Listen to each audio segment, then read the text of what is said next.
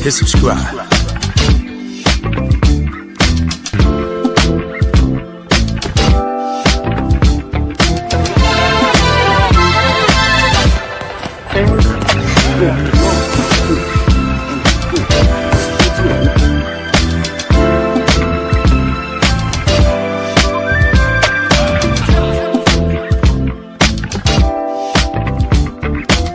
Subscribe to my guy, Uncle D. Tell him Big Bass sent you. Spurling. I'm an attorney here in Houston, Texas, an advocate for black men, largely because I am a black man. I'm a black father, I have black sons. Hey man, I do what I do.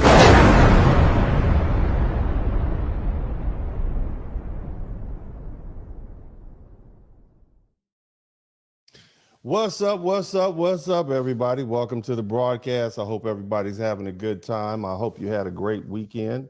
I would like to give a shout out to Mr. 43TX. Welcome to the broadcast. Is Dennis Spurling, and I'm here to share with you all a bit of wisdom, and hopefully we learn something. My only requirement is that you hit that like button. I am about 92,000 subscribers, so 50 people watch broadcast right now. Hit the subscribe button. I can get there. Okay, and I'll be appreciative of that. That would be awesome. It's a long time, and I think I'm overdue, but it's whatever. It's, happy to work hard for you guys, give you guys good high quality broadcasts, and I appreciate the time you spend with me. And we'll keep doing what we do, but please hit that subscribe button. I would appreciate it if you'd hit the subscribe button now, and also if you'd hit the like button at some point when you see something you like. Okay, isn't that a good deal? Low stress in here tonight. But well, like I said, welcome everybody. And this is Dennis Spurling. And let me just start off by just go ahead and hit y'all in the throat. Black Americans, we're suckers. We are the suckers of the diaspora. We're always willing to open our hearts and our homes and our finances and our wallets, our communities, our culture, to Black immigrants from all over the world. Really, we open it up to everybody. Even when we share nothing in common except our skin color, different cultures, different worldviews, different religions, we still try to unite on race alone. And that's how Black Americans are built.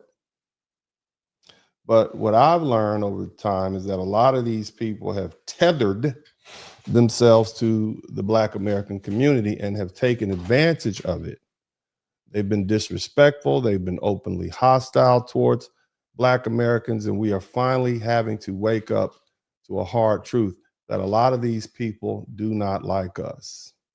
Now that's shocking to us because here in the United States, we don't operate on tribalism. We are a people who have lived for hundreds of years inside a dominant society that has been openly hostile to us because of our race. Because of that, we don't have the luxury of dividing ourselves by skin color, skin tone, religion, nationality, or tribe. We are one people. And that's how Black Americans bond. That's our perspective. But many of the people coming here from other countries, they come from different histories. And when they arrive, they want to maintain their identity. They want to maintain their own culture and their own story. And that's fine. We don't have a problem with that. We're okay with that. Okay, we're not okay with people coming into our country benefiting from generations of struggle and sacrifice and then turning around and talking badly about us. And when I say us, I'm talking about the American Negro. I'm talking about freedmen. I'm talking about Black Americans who can trace their heritage back to before 1865, back to before we had all these black immigrants who've come to this country. You see, the term commonly used now is foundational Black American or ADOS. I've heard the term salon people, but it denotes it's a denotation of a lineage of a group of people. We can go back to being called the American Negro. It's the same thing. But nevertheless, talking bad about us, that's where the line is drawn. So now Black Americans are doing something new. We're turning that cold shoulder in that we are delineating, we are separating ourselves from them. Now, the truth is, folks have already separated themselves from us.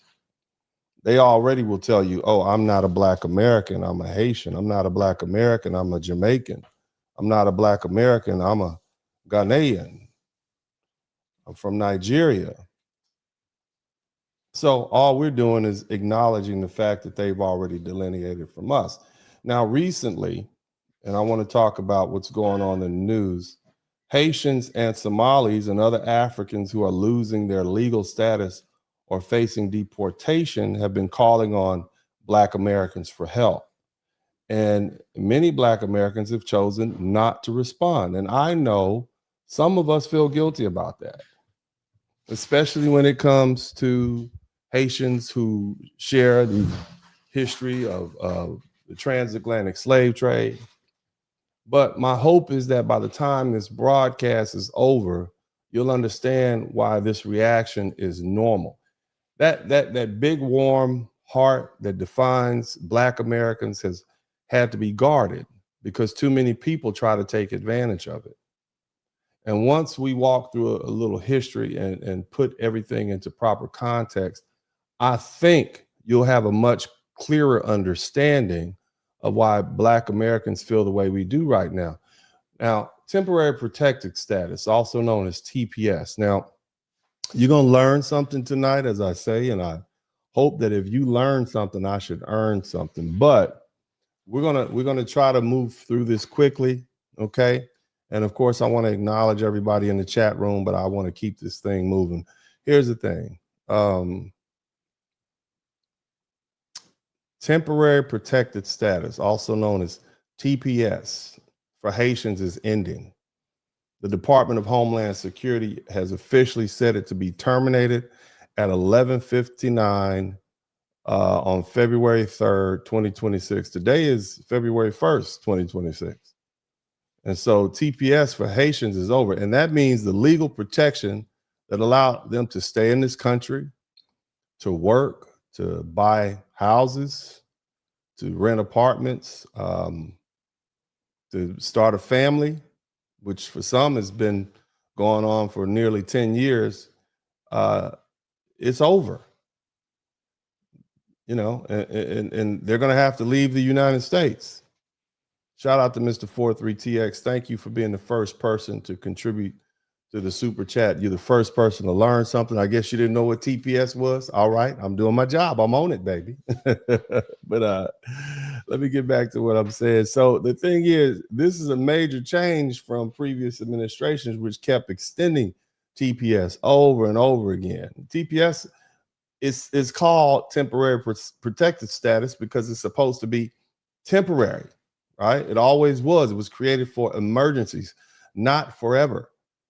Okay, TPS protected status was never permanent. It was a humanitarian pause used because the country was in some sort of crisis. And when TPS ended, protections end, work authorizations end, and the deportation protection ends. And that's the deal. And once that clock runs out, people either find another lawful status, you better marry that fat girl, baby, you better marry yourself, you see? Otherwise, you got to go, you see? You got to get out of here. And here's the thing. Let's be honest with ourselves. When it comes to Haiti right now, in my humble opinion, is a hellhole. Okay, and that's no disrespect. That's just reality. You've got Haitian gang members running the country. You've got a gang leader named Barbecue. People are being unalived left and right, kidnappings, executions. There's really no government, no safety, no order. It's terrible. It's a terrible situation. But here's the truth. That doesn't mean the United States has to absorb these Haitians forever. TPS was not for people who couldn't go back to their country. It's a temporary thing. Okay. You see? Now that the government says that emergency is over, whether we like it or not, that means they got to go, and you got to go. And now let me explain something to you. TPS is not citizenship. It never was. It's not asylum. It's not a permanent right to be here. It's permission to stay for a while because your home country is in a crisis. In other words, you can come stay on the couch. We have a pull-out bed. You can stay here for a minute. Right? Get yourself together, let things calm down at the house, and, get yourself together. You can ease on back. All right. I'll even let you, borrow my car every now and then. I might have a part-time job for you, but at some point you got to go. And that's it. And so you got to understand, a lot of these people have been here for a long time. And that alone tells you the program was never meant to last that long. They've been here too long. Now here's where people get uncomfortable. The truth is, most foundational Black Americans are not protesting this. And some of us feel guilty about that. But we shouldn't, because we're not the only ones who don't want them there. Okay, there's other Caribbean countries that don't want Haitians there either. And I want y'all to let that sink in. Okay? So for all you Haitians and all you Caribbean folk out there, and all you Somalians, don't pretend like it's just Black Americans who are being cold and cruel. Everybody's saying the same thing, and that doesn't just apply to Haitian, it applies to immigration across the board. And let me say the quiet part out loud. A lot of these same immigrant groups have said some very ugly things about foundational Black Americans themselves. They said about our culture, about who we are, that they've openly said that they don't like us. They don't respect us. They distance themselves from us whenever they get a chance. So people ask, why aren't Black Americans showing up? Because normally we would. We always have. Historically, we always ride for Black. But you don't get to disrespect people and trash culture and say you're not like them and then expect them to save you when things go left. At this point, it's not even anger, it's indifference.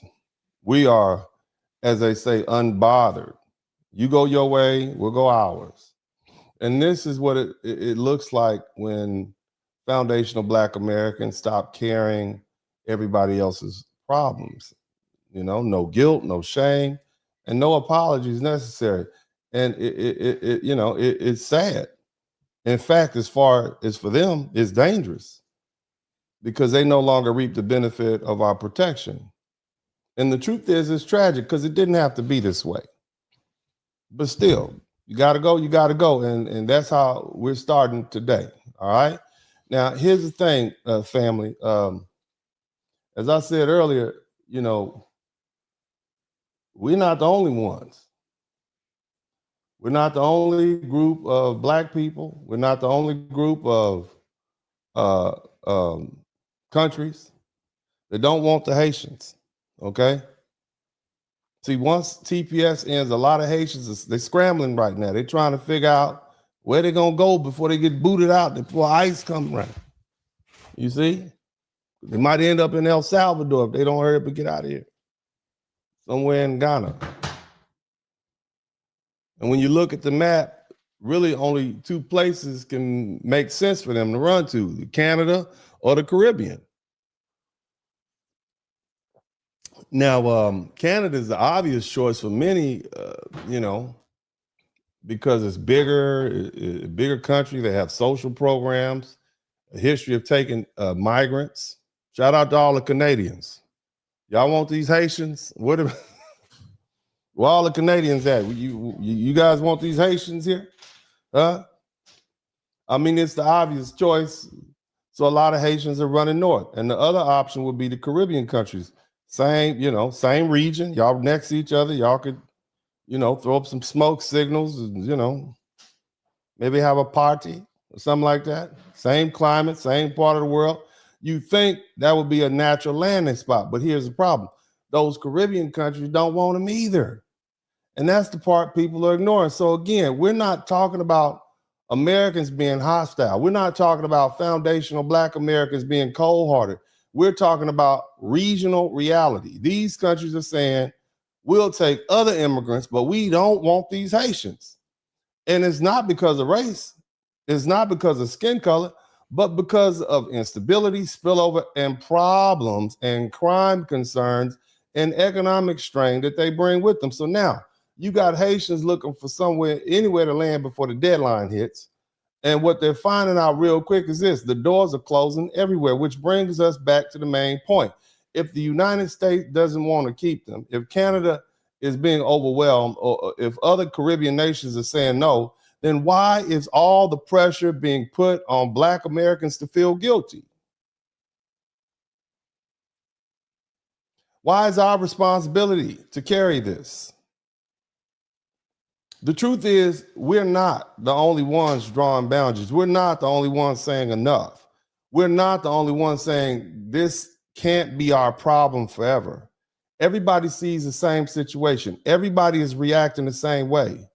The only difference is we're the only ones being shamed for saying it out loud, and that's not going to work anymore. Let me explain something to y'all.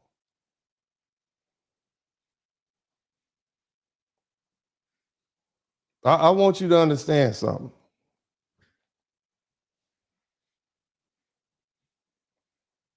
There's a lot of people that feel the same way about this situation. They don't want them in their country. And you got a group of people that's quick to blame everybody else for their tough situation. So, I took the opportunity to take a look at some of the videos that are out and about, and I want you all to tell me what you think. We don't have to, we can hear what the other folk are saying. I think that's fair. Do you guys think that's fair? Let's listen to see what the what the people are saying. Y'all hit the number 1 button, and we're gonna get this thing moving along.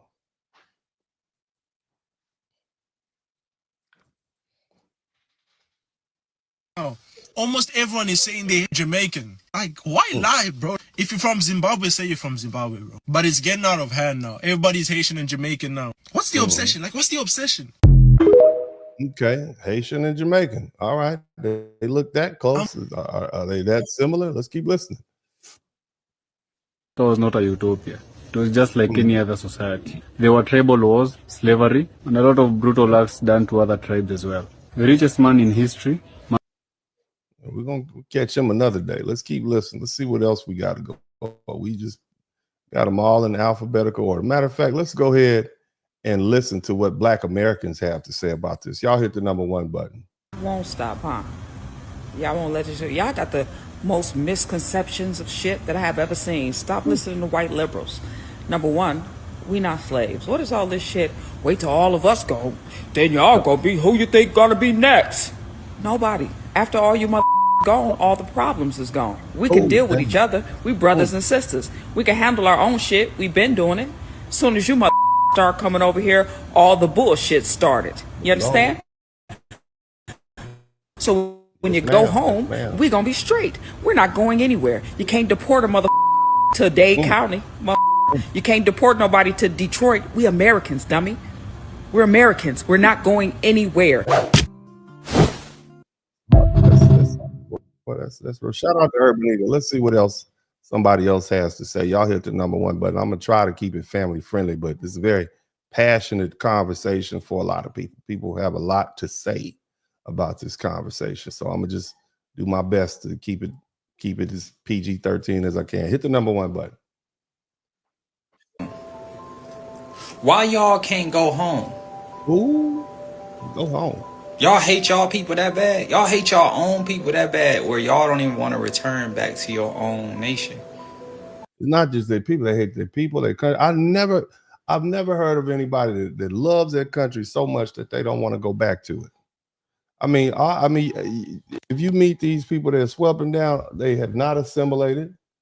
They refer to themselves as Haitian, you know, or Somalian or Mexican or whatever, but they don't want to go home, but they love it. So patriotic to their country. Let's keep listening. That's how much you hate your people. You left your people to come here because somebody done promised you some shit. Now think about that for a minute. You done came here and you made this land your land, and you done set up all your motherfucking temples. You done set up all your ideas, and you done made yourself comfortable here. But why can't you go back home? Yes, go home.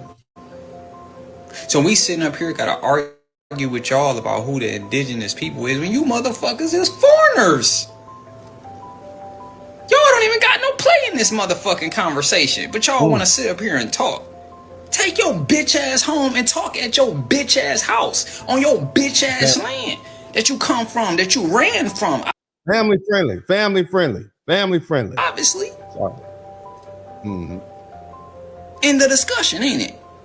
Shalom. Yes, so you got a lot of Black Americans, Solon people, American Negro, very vocal about our desire to have folk in. Let's go ahead and let you hear this attorney lady here. Hit the #1 button. Let's TPS for Haiti real quick.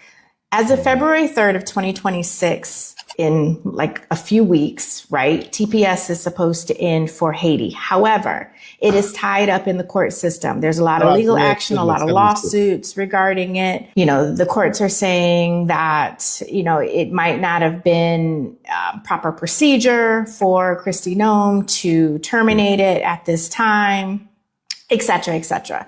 Anyways, if you are a Haitian foreign national here in the United States and you have TPS, now is the time to figure out if you have other options and ways to stay. In somebody type, where you gonna go in the chat room? case it comes back where, yes, they're going to say that it is okay and February 3rd is the date. I really don't think it's going to be that fast, but at this juncture, you need to figure out what your other options are. So please reach out to an immigration attorney. If they have a consult fee, pay the consultation fee and get screened for other options regarding staying, you know, immigration benefits to stay in the United States in case your TPS is terminated in the next month or so. And see, here's the thing. Here's what I want y'all to understand. They have changed the rules up that if you stay past the time period, they are charging almost $1,000 a day for overstaying your visa. I mean, overstaying your stay. So that means that, let's say today is the first. If they stay past 11:59, okay, if they stay past 11:59 on February 3rd, $1,000. Boom. That's what there's at. This is gonna be Monday night, Tuesday night. You pat. If you wake up Wednesday morning, you owe America $1,000. Thursday morning, $2,000. You stay here until Sunday, you gonna owe us $7,000. We gonna start collecting houses and cars. This is what's going on. They literally put an economic incentive to get people up out of here. Can you imagine that? Look at that. It's not just now staying past the time period costs $1,000 a day. And I think they're trying to hit them with a hot five racks. I'm just saying, people are gonna lose. You're gonna lose your houses, your cars, your bank accounts. Y'all better get on up out of here. Let's listen to some other people talk. Hit the #1 button. Out there, listen up. Trump decided li leve matin, li décidé, comme ça, pas get TPS encore. There will be no more TPS, temporary protected status, starting commencer February 3, okay? That means February 2nd. I understand that part. I understand, but it's really February 3rd. But go ahead, miss. February 3rd, okay? Yes, no more TPS, no which more. I might add affects over 250,000 Haitians. Affects a lot of them. Because a lot of y'all are here on TPS, pop them TPS okay? Where they gonna go? Where you gonna put all them people? That's a lot of people. Where are you gonna put them people? Where they gonna go? I want everybody, where are all my Jamaican people? We need you all Since we took Nicki Minaj, we need y'all to take these 250,000 Haitians down in Trinidad. Where's Trinidad here? Is Trinidad on the page? I need to know if Trinidad, somebody, all the people from Trinidad, I need you to take this 250,000 Haitians that we have here. Since we took Nicki Minaj, y'all can take these Haitians that we had on TPS. Perhaps maybe we can send them, if there's some other people, we can send them to Greenland. Somebody's saying Greenland. We can send the Haitians to Greenland. Okay, that's an option. I mean, because that's an island, but you know, it's a little cold up there. Let's keep listening. And pour tout Haitien qui get green card la main, everybody that has a green card in their hand. Trump is now looking at your green card file and picking and choosing in Voyo Haiti. They picking and choosing who they're gonna send back, okay? So for all my green card residents, ou à penser Trump pas qu'à faire, Trump leve la fait salve, ou tout mettre just à la paye ou à dépio pour avant. That's how they know you from Haiti, baby. You can't be around here speaking that on the internet. That's how they know you. They're gonna show up at your house. You gotta talk like you from Alabama. How you doing? All right, yep. You can't talk like that. They know you not from around here. I know these people. Okay, you gotta be careful. You gotta be clandestine with that. All right, I'm gonna let you finish though. I'm gonna let you finish. You're very exciting. Parce que si vous pas prendre avion et parlant avion, vous mettez pour déporter mettre Haïti non? Et tout yo parle tout yo pont oui. Et oui pas caca non? Et vrai. Tout le monde ça ice ski point. Yo pas retourner non? Même famille yo pas ka créer yo sous téléphone non non? Ça c'est bagay sérieux. I don't know what she's saying. I don't know what. Yeah, we point sérieux oui. Yeah, I understood yes, or something like that. But let's keep. She was very excited about what she was saying. Let's keep listening. Hit the number one button. Kiss our ass. I'm gonna explain something to you. Yeah. You just out the box with the cuss words. Family Trump friendly. is ending TPS. 350,000 Haitians are being told they need to leave the United States by February. Right? Now, there are certain countries that are in CARICOM. That is a union of different Caribbean countries. Yeah. There are certain countries in CARICOM that are allowing people whose TPS status is ending to come to their country as opposed to repatriating. Right? Great. So there's countries in the Caribbean that are allowing immigrants who are on TPS to come to their countries. That's amazing. See how, man, we've solved this problem. We've solved this problem. All we have to do is we have to just let our Haitian friends know who are here on TPS that there are Caribbean countries that will allow them to come. Okay. And that is amazing. Isn't that beautiful? It's just amazing. I'm so happy that we were able to resolve this issue so quickly. I mean, we don't even need to finish the rest of the broadcast. What we'll do is we'll listen to him and let him tell us what countries, because I mean, if they're accepting Caribbean, accepting immigrants, Haitians are immigrants. So let's let him solve the problem for us. You guys make sure you write down the countries that will accept the Haitians, and then we'll do another broadcast and we'll get the word out. Okay. All right. Please, sir, please finish telling us the name of the countries that are going to accept. You said the immigrants will be accepted who are being kicked out of the U.S. Give us the list of countries that will accept our Haitian brethren. Right? But they said no Haitians allowed. We don't. What? I'm sorry. Did you say what? Say that again. Need you. We have no benefit from being in unison with you. And let's just roll back the hands of time when we got our independence while all you motherfuckers were still under colonial power. When we got up off our ass and defeated the greatest. I'm sorry. Did he say that they said no Haitians? Did he say that? He said no Haitians? Is that what he said? Or did he say no patience? He said no Haitians or no patience? I thought, and then he started talking about, I guess he was talking about the Haitian Revolution. I'm confused. I thought you said immigrants who are being removed from the Americas, the United States, will be able to seek refuge in these Caribbean countries under CARICOM. And then you said no Haitians. No, I don't know. Let's keep listening. Military general in history. When we did that, our goal to go forward from there was the liberation of all the neighboring islands and countries. And this is the motherfucking thanks we get. The United States of America didn't have independence 30 years before we got ours. And we didn't ask nobody for it. We didn't need nobody. You said the United States of America didn't have independence 30. I'm sorry, sir. I mean, I believe that we got our independence in 1776. In your country, Haiti, I'm assuming you're a Haitian, but you live in America. You have a Knicks hat on. Is New York Knicks? Are you in New York? Or are you in Haiti? When you say our country, are you referring to the United States of America? Or are you referring to Haiti? Because I'm an American, okay? But I'm gonna let you finish speaking, sir. We don't need nobody now, right? Don't look for anybody else but God to help us. We done contributed more to this world than all the majority of you motherfucking other islands who over here don't want to help us out combined.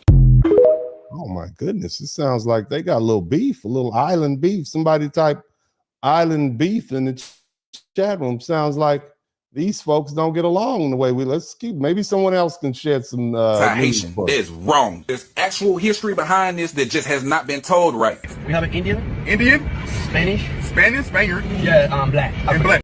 Okay, I'm gonna let that ride. We'll find somebody else here to keep talking to us. I want to hear more about this.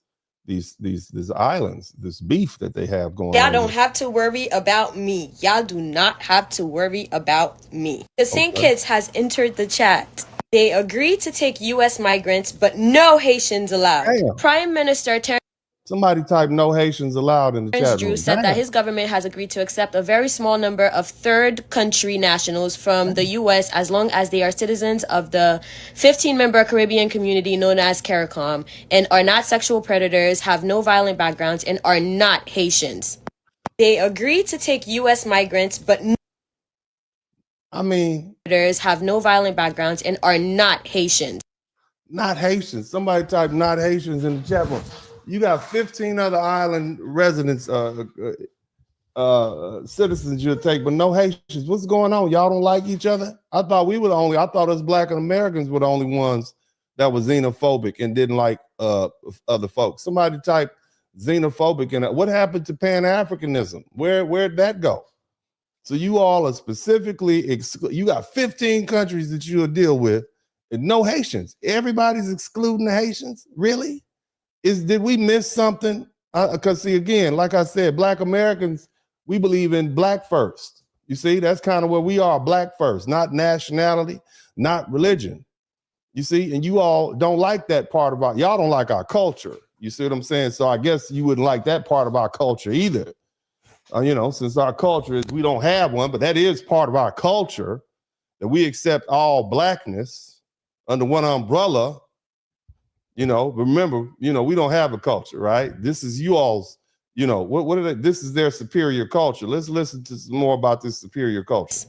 A country with a population of about 46,000 people has publicly confirmed the exclusion of Haitians, reviving long-standing questions about Haiti's place within CARICOM. Honestly, this hurts my feelings so much I could cry. Because I really want to know, what the fuck did Haiti do to y'all? Like, quickly, what did we do? What did we do? Without Haiti, none of y'all would be free. That is mind-boggling. None of us would be free? You said none of us would be free? If it wasn't for Haiti, none of us, we wouldn't have eventually fought it out on our own, you saying? Is that what you're saying? None of the Caribbean islands would have been free? Damn. Well, I guess, I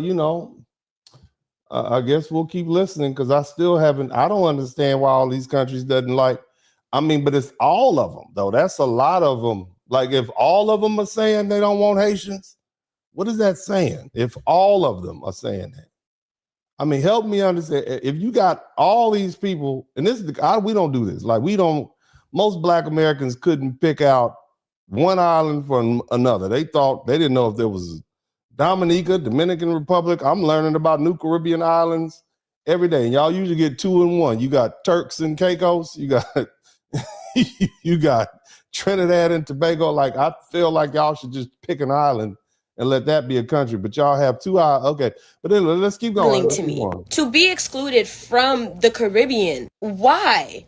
The Haitian hate is insane to me in the Caribbean. The exclusion is insane to me as well. And again, learn y'all history. Without Haiti, none of you motherfuckers would be free. Why we gotta be MFers? Because they don't, why we gotta be MFers?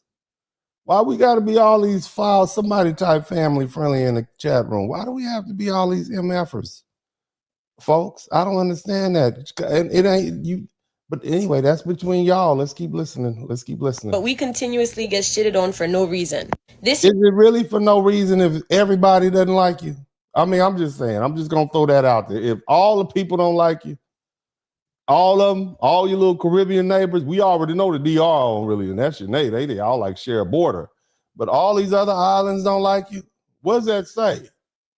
And then you come up here to the United States and you have not been very friendly to foundational Black Americans. I'm sure there's some Black Americans down in Miami that have some choice words for their interactions with the Haitian people. I'm just saying, okay, maybe, maybe you need to look in the mirror a little bit. I'm just saying, let's get I wanted to do a whole Caribbean tour. St. Kitts, I will not be going. And I don't think any other Haitian people should spend their hard-earned money on tourism there. They don't need to be spending their money on anything. They need to stay where they are. They don't have money to spend. Okay? They don't have money to spend hard-earned money. Why don't y'all vacation in Haiti? I mean, you love it so much. Why don't you go vacation down there? I'm just saying, get you a barbecue going. Somebody type barbecue. Haitian barbecue in the chat room. Sexual predators, violent people, and Haitians in their country. Now, if you come to my page, you know my page is everything Caribbean related. I love being Caribbean, and I love showcasing other parts of Caribbean culture. I will let you know right now, you will not find anything St. Kitts related on this page besides this video. I wish every other Caribbean island was like St. Lucia, but we can only dream. Y'all beefing with the little island beef. Somebody type island beef in the chat room. Golly, that's terrible. That's terrible. So y'all putting each other out. Okay, let's see what else we got to go on. Let's take to deport 350,000 Haitians by ending temporary protected status, claiming that Haiti's very safe to return to. There was a hearing this week in federal court to determine it ain't safe. It ain't safe. It ain't safe. It ain't safe. It ain't safe for the Black or the white girl. It ain't safe for nobody. But let's continue. Whether Kristi Noem, head of Department of Homeland Security, ended TPS for Haiti lawfully. Now, temporary protected status exists for only one reason: to not return people to countries where it's dangerous. At the moment, based on everything we know, Haiti's run by gangs. The president of Haiti was assassinated a while back. The United Nations is calling Haiti a life and death emergency situation. It's pretty dangerous down there. I think we all can agree it's pretty dangerous. Okay, I don't disagree with that, but it's people dangerous. It's not, it's not hurricane dangerous. It's not civil war dangerous. It's like gang violence dangerous. Okay, I think, and then, Trump doesn't care because you're Black. If y'all were Ukraine, you could come and stay, but Trump does not care at all. I'm just going to put that out there for you. He don't care about you. But, y'all are better than us foundational Black Americans, us American Negroes. You all have that superior culture and heritage, and you speak multiple languages, and you, of course, you help free the entire Western Hemisphere. So I don't see why you can't get rid of a couple of gang members. But anyway, that's, we'll deal with that, I guess, another day. Let's keep Trump administration thinks it's a perfectly beautiful country to return to. But in court this week, a federal judge asked the Department of Homeland Security attorneys a very simple question: did you actually review the conditions in Haiti before ending temporary protected status? And the only evidence of any investigation in terms of the safety to return to Haiti done by Kristi Noem, head of Department of Homeland Security, was a one-sentence email from the State Department to the Department of Homeland Security saying State Department has no foreign policy concerns in Haiti. That's it. That was the entire investigation. After this hearing, the federal judge said she will be making a decision before February 2nd, when TPS is scheduled to end for Haiti. So let me tell you what the law says. When TPS, the Department of Homeland Security, has to do a good faith, evidence-based determination that it's safe to return Haitian immigrants to Haiti. I don't think the one-sentence email from the State Department... I don't think they're returning them to Haiti. I think that they're returning them somewhere else. I think what happened was maybe Haiti's not safe, but they're trying to send them to other Caribbean islands. However, those Caribbean islands are said no Haitians. Okay, so this is what we want to get. Apparently there's no country that wants these fleeing Haitians. Okay, who've tethered themselves to our country. Satisfies those requirements. In fact, as far as I can tell from this hearing, there was no fact-based evidence no investigation, no determination by any expert that it's safe to return to Haiti. So the federal judge is going to make a decision before February 2nd, but based on the questioning, I'm anticipating that Haitian TPS will be extended for some period of time. Eventually, it'll make it up to the Supreme Court. Let me know what you think in the comments. I think what they're doing is they're going to get around that and send them somewhere else. Y'all hit the number one, but let's keep listening to this these conversations that's being taking place here. Let's check out some more. Americans are like stepbrothers and sisters at this point. We love each other sometimes. We got somebody a little off the subject, but go back to somebody else. Y'all hit the number one button if you can hear it clearly. Let's go.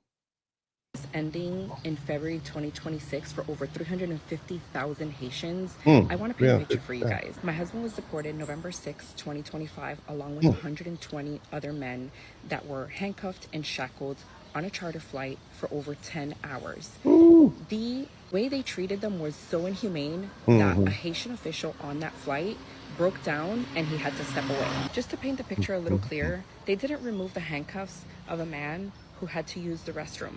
Number two, imagine being handcuffed to the front of your body and having to have a bowel movement. For anyone being deported to Haiti, you will land in Cap Haitian, Haiti, and then you will be processed. The process takes around 7 to 8 hours, I'm assuming, depending on how many other deportees come on your flight, after which you will be taken to the police station and then interviewed. I mean, this is very sad. This is sad information. And, you know, I think Black America, we would normally jump out there and say, that ain't right, that's wrong. But, you know, remember, there's the same group of people that has said some really horrible things about Black America. Everybody in the chat room, just for posterity, say some of the things that these Black immigrants have said about us in the chat room. I want you all to repeat and tell the stories about your experiences with Black immigrants when they come to this country, because at this point they comprise anywhere from 20 to 25%. And lazy, right? That's what they say. You keep going. What else do they say? Work harder, right? We don't want to work. They come to this country and they outdo us. Remember they say stuff like that. Yeah, so they'll know. They'll know why we are apathetic and indifferent about this. Work harder. Somebody type work harder in the chat room. That interview will determine if they need to do further investigations and keep you in the jail a little longer, or if you're able to call a relative to be released. Now, here's the kicker. Not anyone can just pick you up. The person that picks you up must reside in Haiti and show proof of identification. I landed in Cap Haitian the same day my husband was deported, November 6th. And basically what she's saying is she flew down there to meet her husband. They wouldn't let her pick him up. A relative had to pick him up. Let's keep going. I landed around 11 a.m. I didn't get to see my husband until close to 10 p.m. that night. My husband didn't eat the entire process, nor did I. I was in a country where I didn't speak the language. My fears lessened the moment my husband was in my presence. However, that was only it's telling. It's telling of many Haitians who are going to be coming back because of the rampant deportations of Trump and what they can expect when they fly into Cap Haitian. And we hope those that are returning can contribute something positively, depending on the charges and what got them to come back.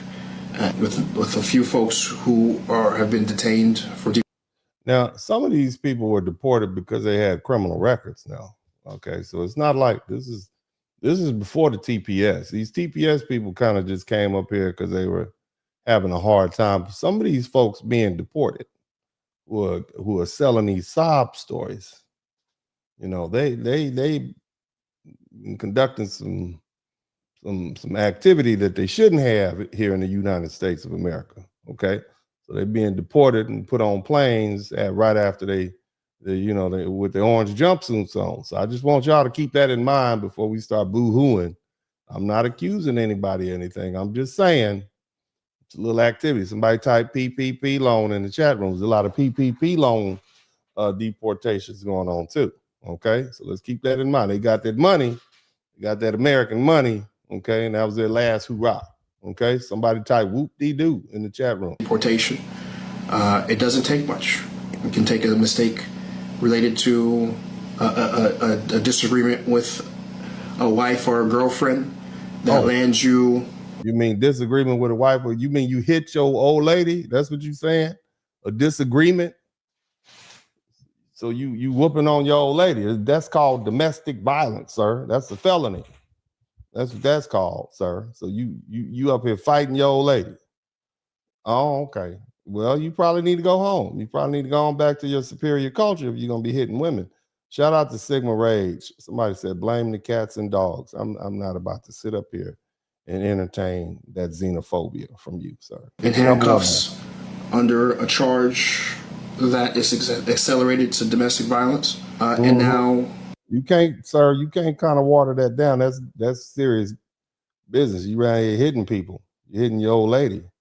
Okay, you can't do that now. You got to go. You got to get on up out of here. Okay, you're gonna get you up out of here. You're under, ICE custody as a very famous, popular host. I won't necessarily repeat his name, but you should be aware of what I'm talking about. Currently is experiencing as the time of this filming. It doesn't take much. Be careful. Be careful. Okay. Be on your best behavior for the next 2-3 years. Let's pray for our brothers and sisters right now. He said they trying to wait out Trump. You don't know what's gonna happen. It might be another Republican in. You don't know what's gonna happen. All right, be the next. So you mean after the next 3 or 4 years, now you can go back to beating up folk and stealing PPP loans? Come on, man. Get out of here, man. Now, that's crazy. Going through this, let's keep working for a better Haiti. So even when folks have to return, there's something for them. I'm in the comments. Yeah. You should have been working on that for a while now. Let's keep going to the broadcast. Listen to some more people speak. Okay. Let's check this out.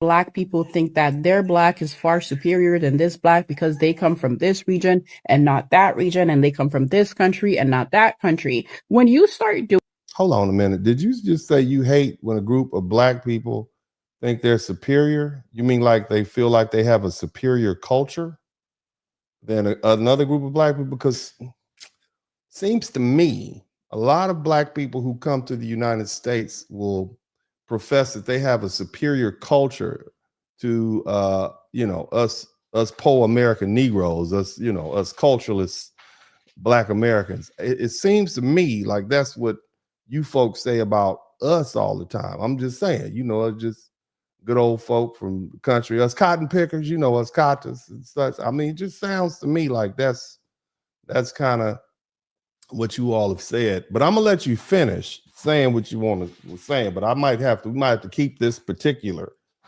video for future references. You guys hit the subscribe button. I need 50 more people to get me to 92,000 subscribers. So I need you all. I need 52 people to subscribe to the channel right now. I need 52 people to hit the subscribe button right now. Matter of fact, if you have subscribed to the channel before, there's a good chance that you are not subscribed now because YouTube and I have had some disagreements in the past. So I need you all, if you have not subscribed to the channel, go ahead and subscribe to the channel if you want me to continue forth on my journey to 100,000 subscribers. Okay, so go ahead and do that for me right now. Take the time. I won't proceed until you give me what I need. Okay, I need y'all to hit.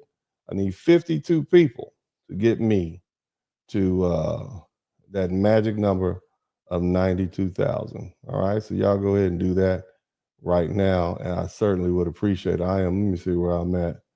Almost there. I just need another 10 people to subscribe to the channel, and I will be at 92,000. If you subscribe to the channel, go ahead and do that right now. Subscribe right now. Okay? Do what you got to do. Subscribe right now. Don't fake me out. Okay? Again, look, okay. I need another 5 people to subscribe to the channel right now. And that'll get me to 92,000. Go ahead and do that. Go ahead and do it. I'm watching. I'm watching all y'all with all 4 of my eyes.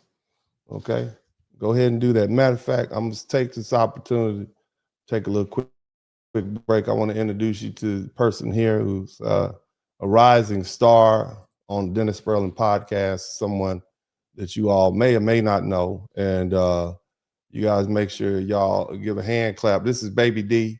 Y'all give a big shout out to Baby D. Go ahead, take it, Baby D. 50s. They're not talking about the 1800s. And that matters because in the 1950s, as I said, those were not traditional times. In the long view of history, there was a post-war economic bubble and the correct way to frame it is simple. In the 1850s, marriage was moderate. It was about survival. In the 1950s, marriage was at a historical high and driven by post-war prosperity. Baby D. All right. Thank you, Baby D. Shout out to Baby D. Y'all type Baby D in the chat room. Baby D, thank you so much, Baby D. I need to have y'all subscribe to the channel yet. I needed 5 more subscribers. Let's see where we are now. Man, look, give me my 5 subscribers so I can get back to work. Okay, I need my 5 subscribers so I don't come up in here cheating. Okay, don't come up in here cheating. But I'm gonna go ahead and get back to work so we can get through this thing. Let's move on to this. Let's get back to this young lady who is, telling us about how, offended she is about these black people who are, not, thinking they're better than other black people. I find that quite interesting. I think, far more than quite. But we'll let her start from the beginning. Hit the number 1 button. Group of black people think that their black is far superior than this black because they come from this region and not that region, and they come from this country and not that country. When you start doing that, you start gatekeeping a system that once ranked you and quite frankly is still ranking you. So Saint Kitts, I don't know why you're speaking when no one asked you, actually confirmed that they signed a memorandum with the United States government to accept third country nationals, but specifically excluding Haitians. They specifically excluded Haitians. Somebody typed no Haitians. The Haitians might need to look in the mirror collectively and ask themselves, maybe it's us. Because, if everybody's excluding you, maybe it's something that maybe say we can't accept more people. They didn't say that we don't have the capacity. They didn't say, hey, we actually might need some support and we're asking for support to support the influx of people that we potentially might be receiving. No, they said we can't have any Haitians. Okay, sure, you can't have any Haitians. So while you're sitting here on your high and mighty horse, I thought I'd go ahead and do some education for you guys. Just to be clear here, they said that they can't have any Haitians because it's a security concern. Now, after they said that, the United States still froze their visas, right? You're still part of the 75 countries whose visas are frozen. So all of that tap dancing, what is it getting you? Is it going to be? So think about it. They wouldn't take the Haitians, and Trump froze all the visas from the people from St. Kitts. He said, you're going to take these Haitians. Why y'all don't want the Haitians? Take the Haitians, man, so y'all can come up here and go to Disneyland and hang out in Miami Beach. You know what I mean? You see your side chick up here. Let's send your son and daughter to college. Another 1804 video, right? 1804 Haiti, it's a lot to be proud of. Believe me, it's a lot to be proud of. So Haiti, the first free black republic in the Americas, fought a war from 1791 up to 1804 and then abolished slavery and gained its independence. St. Kitts later got their slavery abolished in 1834, but that was only done for them after Haiti put the fear of God or the devil, because I don't know what God you serve, in them. And put them on notice, put the global government, global Caucasian government on notice that black people will be fighting for their liberation. So after Haiti fought its war, please pay attention to these next words because they're really important. Fought its war, abolished slavery, and gained its independence, all in that order. They were writing constitutions declaring that black people were going to remain free. But not only that, they fought in other wars, American wars, Dominican wars, hell, even you also invaded your neighbor. I'm just saying, you did invade the Dominican Republic like 8 times. We'll talk about that later. Ethiopian wars. They prevented Ethiopia from being invaded by the Italians. And meanwhile, if y'all got all this money over there, y'all invading the world like that. Why can't y'all just take your people back? You know, if you got all this money to invade other people and fund war, why don't you just take your people back? You know, and again, the Haitian, you know, revolution was like 200 years ago or something like that. I mean, that's been a while. You know, I mean, come on now. Let's what have you done lately? While St. Kitts and Nevis was still in slavery, and you might not remember it as slavery because you were colonized by the British, and the British believe in assigning polite words to cover atrocities. If you call it a polite word, then this atrocity does not exist. They called it an apprenticeship as if you volunteered to do this shit. And then when did you gain your independence, right? Because slavery is now abolished in 1834 or 1843. I find it mighty interesting that we have a lot of immigrants who come to the United States and they involve themselves in reparations arguments, many of them falling on the side of Black Americans don't deserve reparations because it, you know, because slavery was a long time ago. But they're quick to bring up revolutions and things that their countrymen did far before slavery ended here in the United States. So it's okay for you to bring up your history, but it's not okay for us to bring up our history. I find that interesting. Let's keep listening to this young lady speak. Or some shit like that. Wait, it was gained when? In 1867? No. 1905? No. In 1983. So St. Kitts and Nevis became independent in 1983. All the while, Haiti already got its independence and fought for it. So you're calling Haiti a security risk. But Haiti got its independence, but Haiti is not doing very well with independence. Haiti probably needs to be a dependent. I'm just going to say, you probably need somebody. Haiti needs a boyfriend. Okay, that's what it sounds to me. Haiti needs a sugar daddy. You might need a sugar daddy because Haiti seems it's pretty bad. Okay, anytime you got, I've read the reports, you got women over there being raped, you got bad things that happen, and Haiti needs a sugar daddy. Clearly, okay. I mean, you know, we have a lot of conversations on this broadcast about independence, okay, and Haiti needs to be dependent on somebody. Okay, you pissed off your neighbor. The DR is mad. They're not speaking to you. Okay, and you know, it seems to me like you might need some friends. Okay, that's what it seems to me like. Shout out to all the offended Haitians in the chat room. I am certainly happy to know you're here. And I want you to be as offended as foundational Black Americans are offended when you all tell us we have no culture. Okay, so yes, this is great. This is how communication happens. Now, I'm just going to be honest with you all. I deal with white supremacist racists, white nationalists, and I enjoy it. I enjoy the fact that you're now having to deal with the fact that, you know what, you're kind of having to eat your words. You kind of, you know, us culturalists, Negroes, us cotton picking Negroes that you all help free. Appreciate you. Thank you so much for that. And let me just tell you one thing else. I'm happy you're here because you're gonna get an earful. I'm gonna tell you a little bit more about that romanticized. So we don't romanticize things on this broadcast. I'm gonna tell you about yourself. I'm gonna tell you about your revolution. I'm gonna tell you about what you did. I know what you did. I know what you did. I know what you did to those French people. I know what you did. And somebody says, for being a lawyer, you sound stupid. No, I'm a Hall of Fame lawyer. So what you're going to say is, for being a Hall of Fame inducted lawyer, I sound stupid. Make sure you get the title right. But I'm going to let you go on back, little angry Haitian man. We'll go and let this lady finish.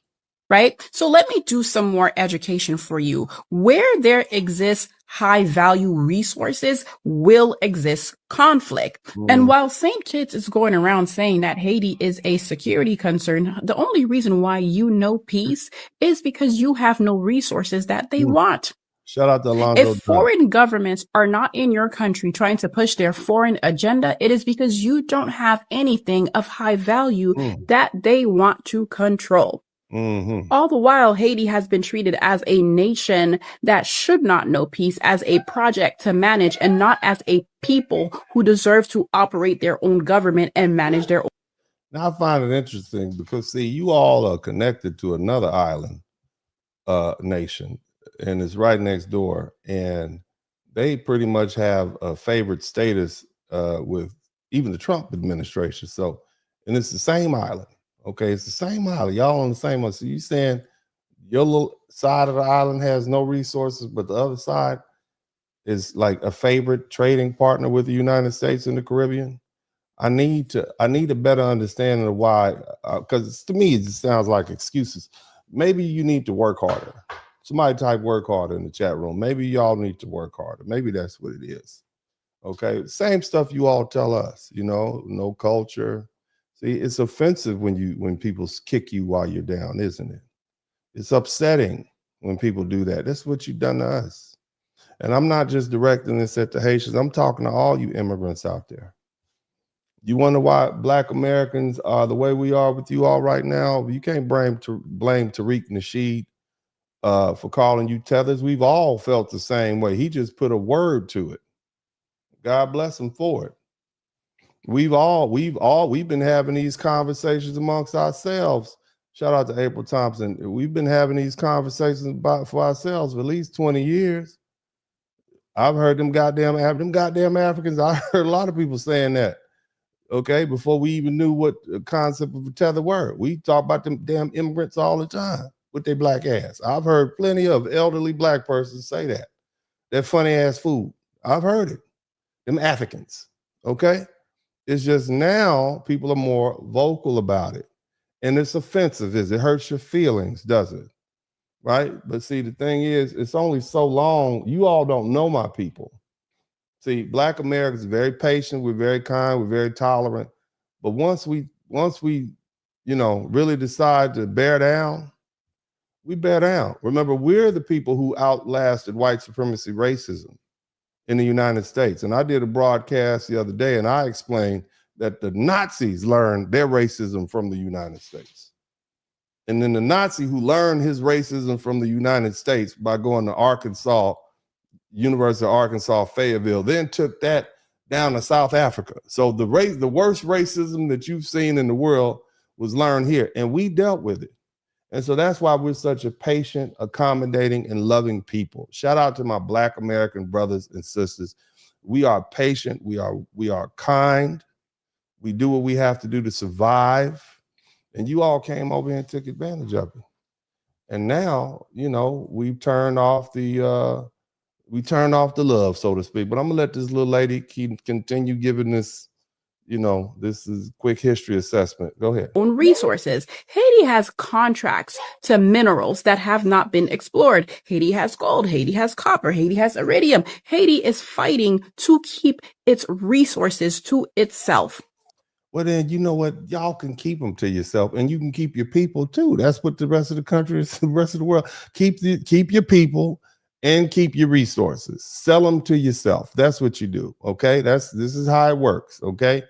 You just keep on making reasons why. Okay. You have they just treat us bad because they want what we have. Do you not know where we are? This is the United States of America. We just kidnapped the president from South America. Do you think if Haiti had anything that we wanted, that we wouldn't be able to go get it? I mean, let's just be honest. I mean, you are on the ass end of the Caribbean. That one little strip of land. We have cities in Texas that are bigger than Haiti. Do you think if you had anything we wanted, we wouldn't just go down there and get it? I'm just saying. And do you think there's any of your leaders that can't be bought or paid off? I mean, let's just be honest here. Okay, because see, this is the level of arrogance that a lot of your Caribbean neighbors don't like, which is why they don't want you coming in their country, and they don't want your countrymen coming to your country, ma'am. And at some point, you just have to look in the mirror and say, hey, you know what? Maybe it's us. Maybe it's us. Maybe that's why we've been in civil war and distrust. And that's why we got a dude named Barbecue rolling around the countryside, unaliving people and raping women and girls. Maybe that's it. You see, instead of always projecting the blame on somebody else, maybe it's time to do some introspection, respectfully. All right, do some work. Let's go. What are you fighting for? As a matter of fact, you don't know how to fight because you gained your independence in 1983. So riddle me this. Why are you speaking? Has Haiti fought a war since 1804, back when they were fighting with knives and muskets and hatchets? Have they fought a war? Are you saying that we don't know how to fight a war? That's our problem. Now we don't know. Oh, I tell you. When no one asked you. Mm-hmm. Why? You guys are acting as if Haitians do not find their way to St. Kitts and Nevis that they are going to die. Well, let me educate you on something else. So I took the time to research your country and I found out that your country survives mostly on tourism. At some point, your prime minister even said that 70% of the country survives on tourism. And so you see now this young woman is angry at the whole country of St. Kitts. I don't know even where that is. Nevis and St. Kitts, somewhere in the Caribbean. And so now you want to sit up and talk bad about the country because they won't let you in. That's your culture right there. That's the same stuff you do with foundational Black Americans. That's why we don't like y'all. And I'm going to just say it like that. That's why we don't like y'all like that. You all are like the Korean merchants back in Los Angeles. Y'all are really nasty people, man, because you can't have your way. Because you can't come over here and just bully. We're not going to be bullied. Nobody's going to bully Black Americans. If white folk can't bully Black Americans, what makes you think you can? I mean, let's just be frank with each other. We open arms to you all. We treated you like our Black brothers and sisters. It's been going on for years now. You know, and now you got your own Caribbean brothers, so it ain't just us. You know, and this is why I'm playing these videos, because I want my foundational Black American brothers and sisters to understand there's a valid reason why we feel this way about these folks, family. You see, it ain't us, it's them. You know, all the people around them don't like them. Even their own island, the people they share the island with don't like them. What does that say? You know? And the same thing goes for the Somalians. I'm going to be on y'all later on this week. Last week, it was White Week. This week is Black Week. I'm going to be on the Black people. And then we'll get back to the Latinos in a couple of weeks. Let's keep going. Which means that your country depends on foreign nationals coming in and spending their money. Meanwhile, Haitians leave their country, right, because of instability. They flee. Somebody type flee their country. You flee your country. You get on up out of there. You leave. A selective choice of words. You leave your country, huh? Do you leave? You get the hell out. You run up out of there. I'll leave it voluntarily because every Haitian I talk to wants to go back to Haiti. Sorry, I had to go get my eggs because this part is extremely delicious. Now, they want to go back. If you wanted to go back, you would go back. You don't want to go back. You escaped your country. Okay, that's what you did. Stop trying to sugarcoat this. You stop it. You read barbecue was about to barbecue you. You got up out of there, okay? While your country is surviving purely on tourism, right? The reason why Haiti is still surviving today, one of the large reasons why Haiti is surviving today is because of the diaspora. The diaspora is now one of the most valuable resources of Haiti, meaning wherever Haiti and its people have decided to travel because of conflict, we are still supporting our country.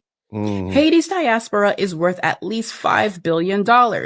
So what you're saying is remittance. You take the money you earn here. So here's I want all my foundational Black American brothers and sisters. You know how we always talk about recycling Black dollars in the community?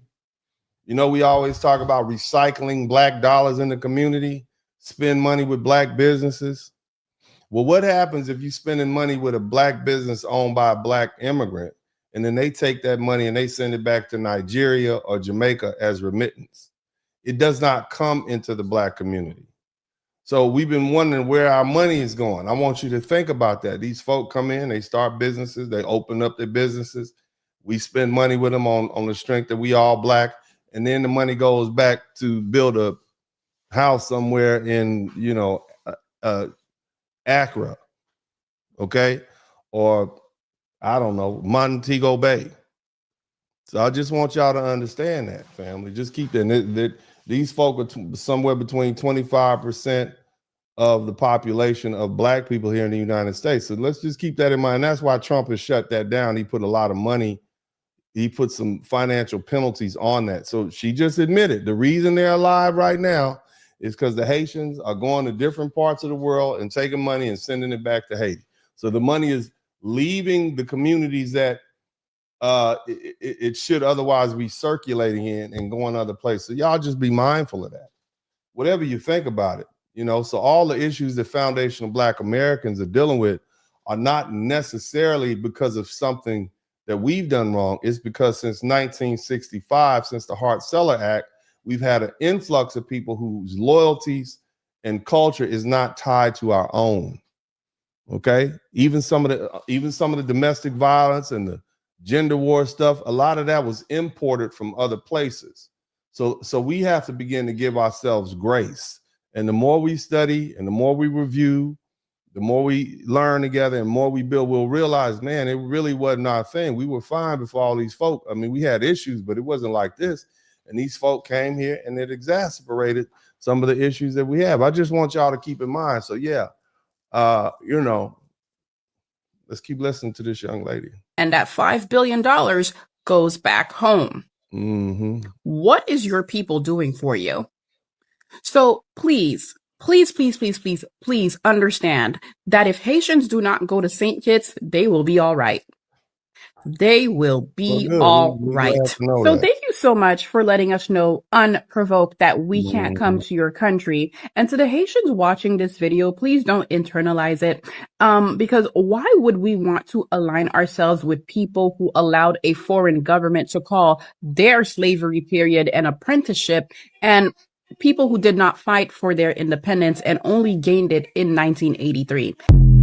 Okay, so that's your claim to fame. All right, that y'all fought in 1804 and you were able to liberate yourselves from the French. But what did you do after you got your liberation? We'll talk about that a little later. Let's keep listening. Hit the number one button.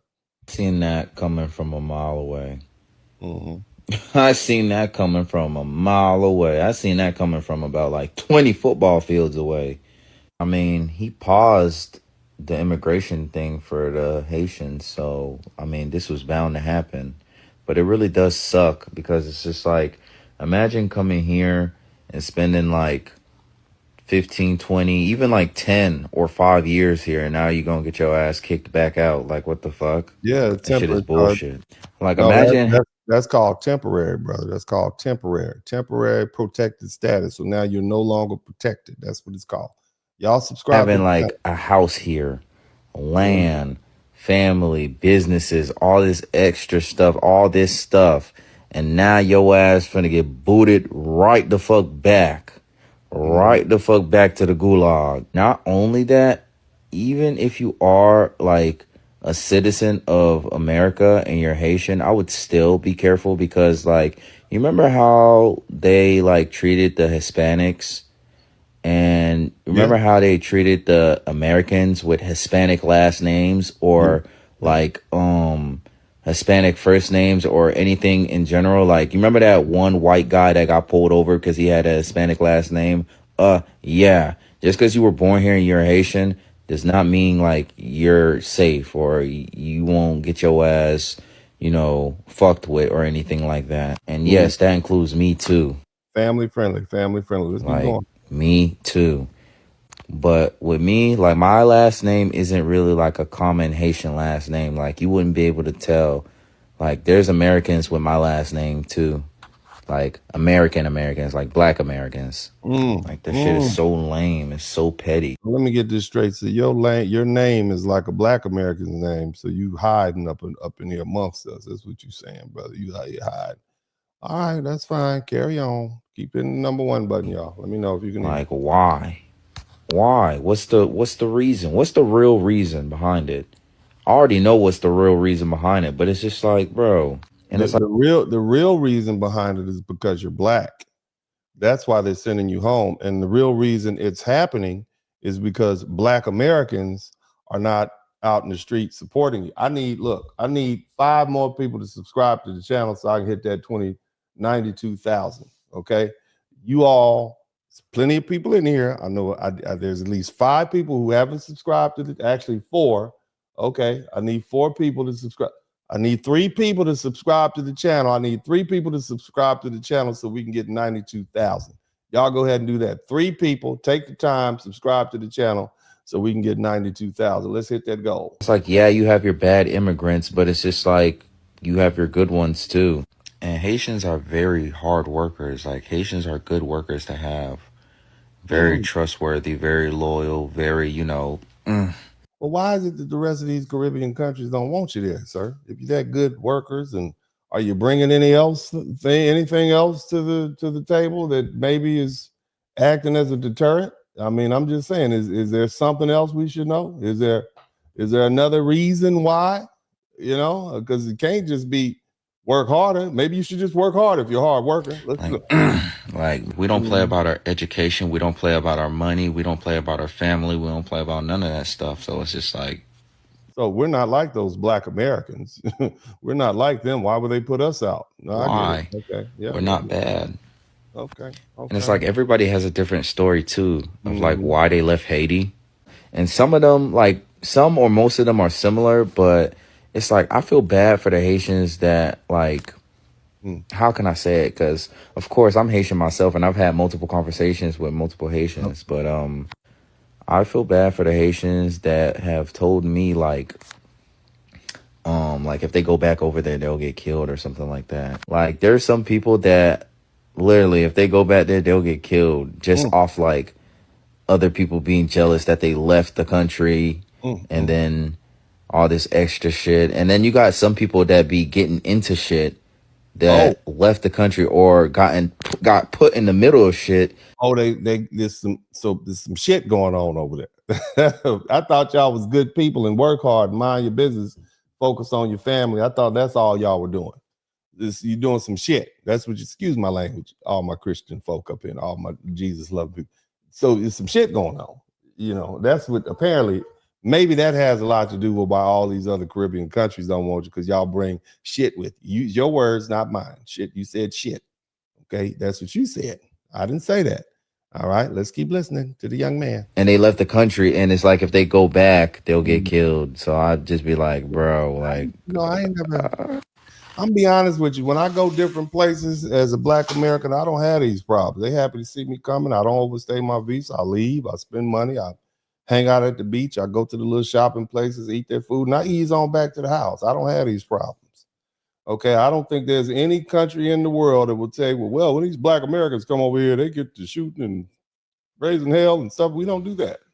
We go to European countries, go to African countries, we go Asian countries. We're not the problem. So we don't associate with that. But interestingly enough, you all come to our country, because this is my country, since you're talking about your country of Haiti. Since you come to our country and you treat us bad, you disrespect us, and you seem to be the one that have all the problem, and your neighbors don't want you there. There's not a country in the world that Black Americans can't go and get a visa and enjoy ourselves. You see what I mean? I'm sure there are, but for the most part, we can go anywhere anybody else wants to go. We go to Canada. We can go to Europe. We can go to pretty much any one of those African countries, all those Asian countries. They're happy to have us there. So you need to maybe,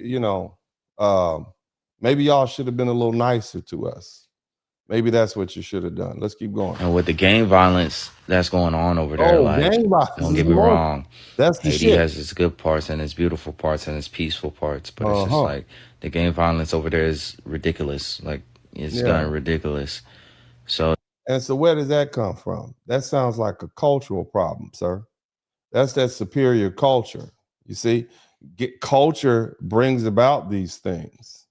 That's your culture. Just like we have an issue in our culture with gang violence in certain places. You have subsets of the culture.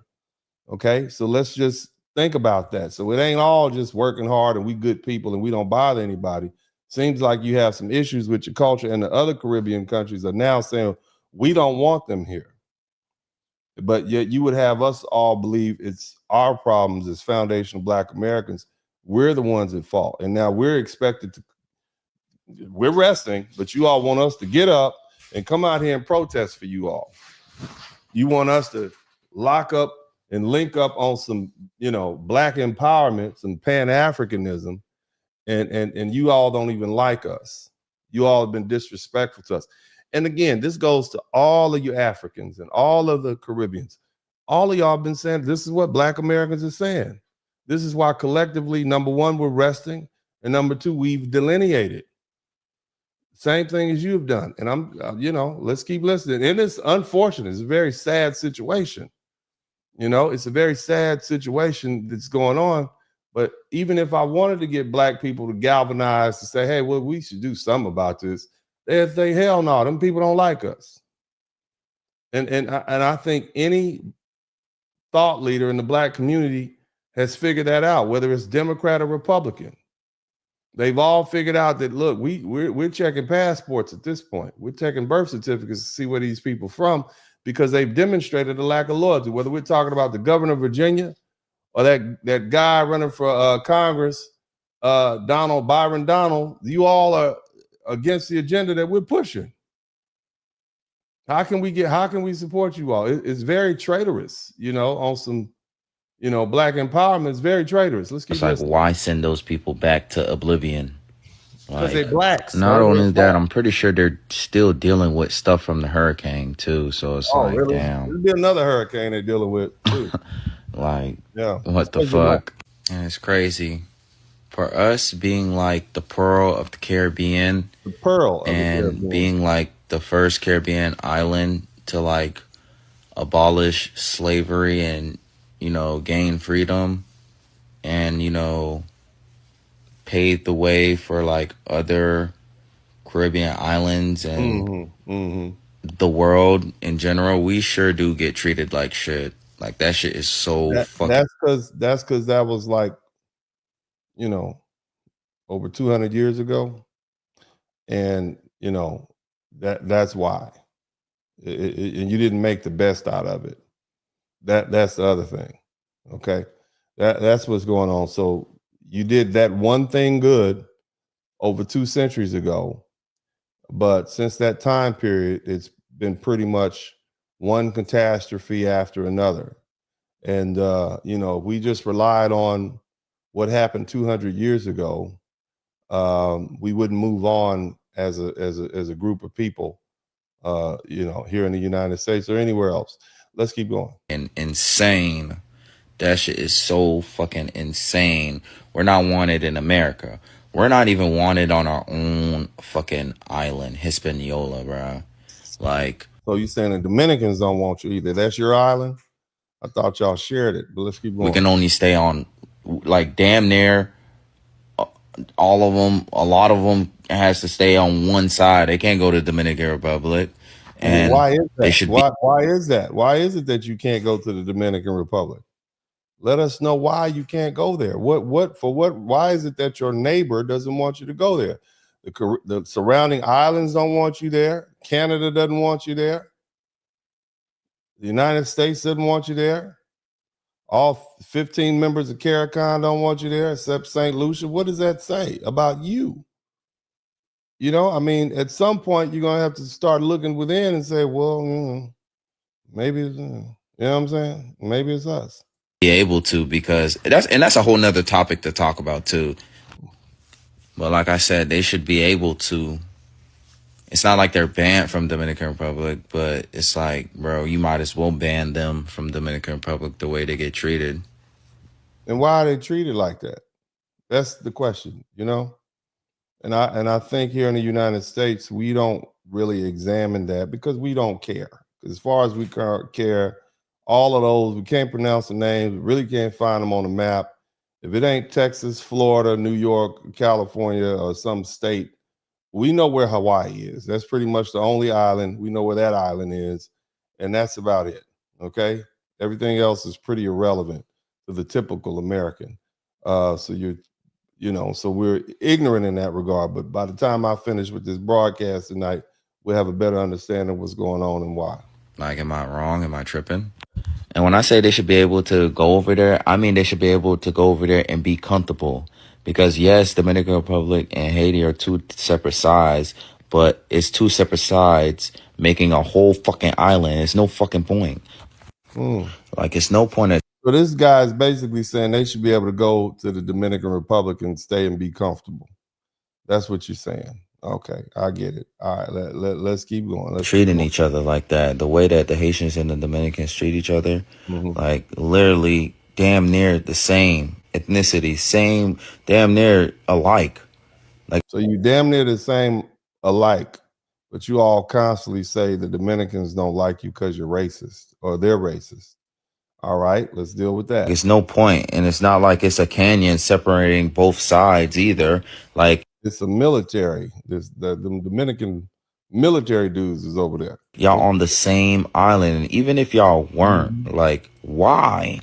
Like, even if it was something separating those two sides, why? It's no point in treating each other like that, especially how the Somebody said it's colorism. Is it really colorism? They all look the same color to me. They all look pretty black and brown to me. But we'll deal with Dominicans treat the Haitians, bruh. And I know I'm not tripping because Dominicans, you know, treat each other a certain type of way. Like the lighter ones will look at the darker ones with a stank face. Just like you Haitians look at black Americans with a stank face and tell us we don't have a culture. You mean like that? Is that same kind of stank face that or maybe it's like those other Caribbeans look at you all with the stank face? Seems like that's pretty common to me. Seems like there's a lot of stank face going on around here. Somebody type stank face in the chat room. Because of their skin color. And I've been to the Dominican Republic twice. I've literally seen it. I literally seen it. Probably but I right. digress. That's a whole. I mean, according to this report out of Sweden, Dominican Republic is the second most racist island or racist place in the Americas, behind Venezuela. Venezuela's number one. The DR is two. Both of them got America beat. But you're still here. Okay, let's keep going. Other topic to talk about right there.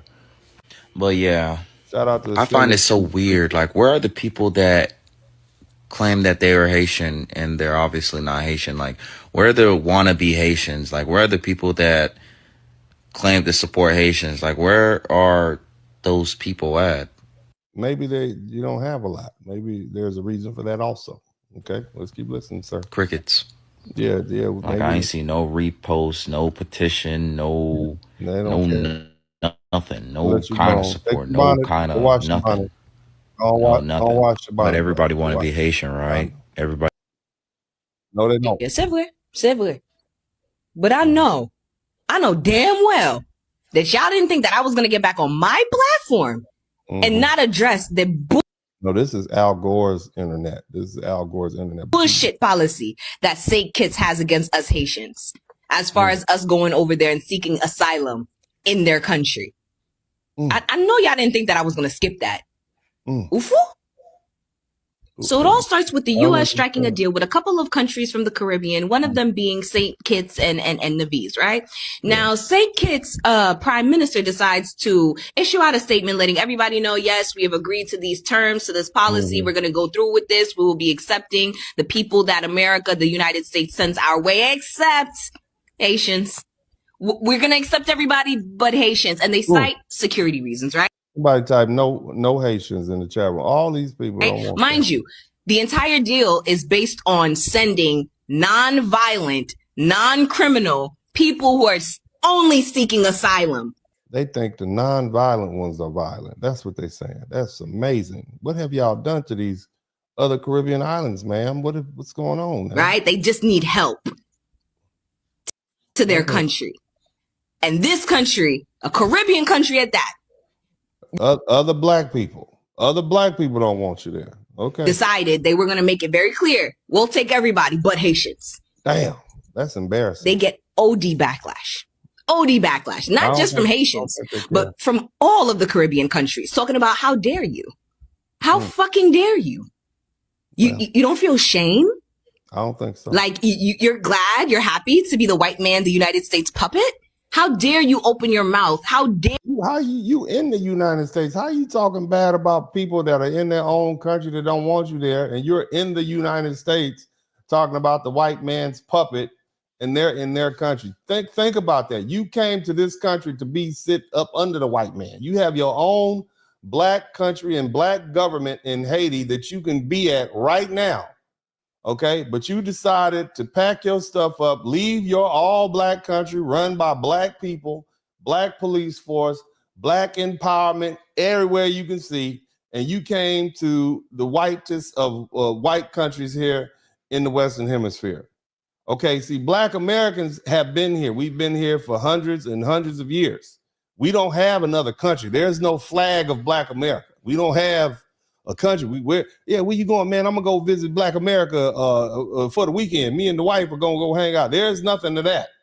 Okay, we can't do that. You have your own country. You can go to Port-au-Prince. You can go hang out over there. You got a capital, and you came over here to the United States, and yet you want to talk bad about a whole nother country and say we don't want y'all in our country, and they're the white man's agent.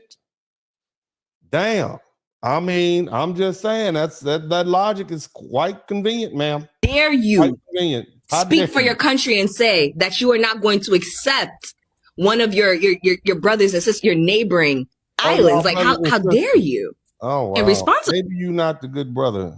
Sometimes you got family members you don't like. I've been there before. We all have. Let's keep going. You're mad at the backlash. St. Kitts decides to issue out a public apology. They publicly apologize and say, so sorry to my brothers and sisters, Haitian brothers and sisters. We didn't mean to do that, blah, blah, blah, blah, blah. But the damage is already done. It's already done. We see how this policy, how this country, how their government views, Haitians in need, Haitians that need help. It seemed like a lot of Haitians, it seemed like y'all been in need for a long time. That's what it seemed like to me, baby. Seemed like y'all been really needy. That's what it seems to me. And, I'm just pointing that out to you. Okay. Y'all don't care, right?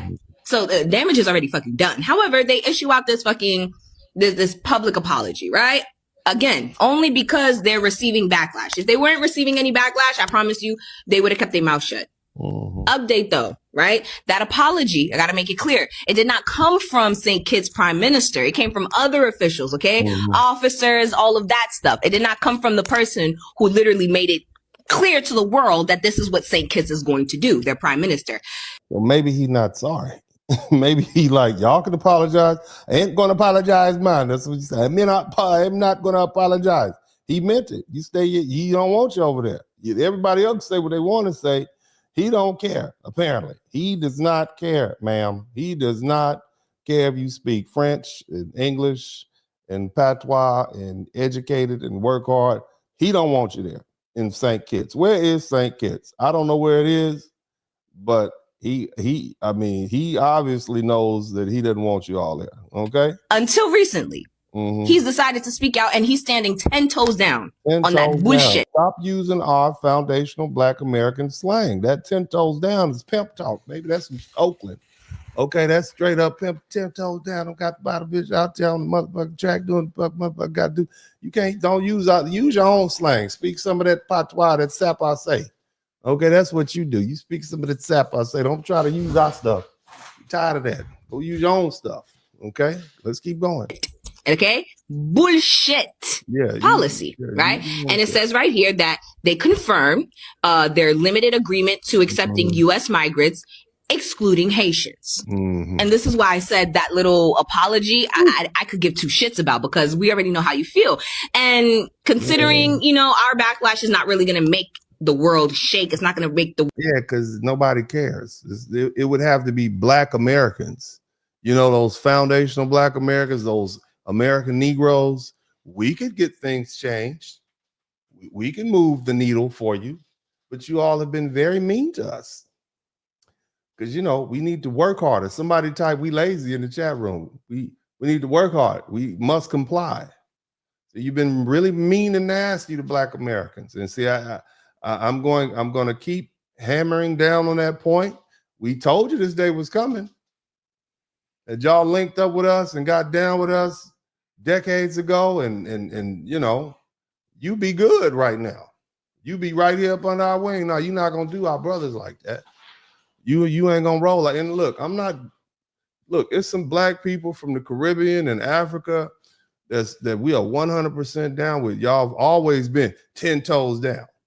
Okay, you all are not who we talking about. We talking about these people but these people who talk reckless about black folks, you know, like on the internet, yeah, I can't stand those black Americans.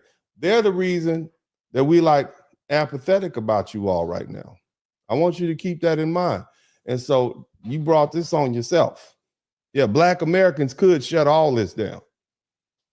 We could put up you see what we did in George Floyd? The white folks still mad about that.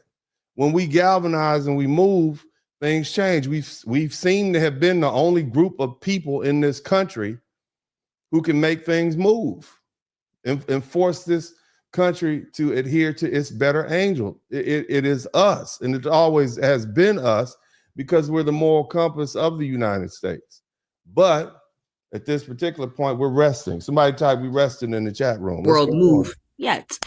Mm-hmm. I had a feeling that you guys were gonna just, stick to your guns. And that's what they're doing.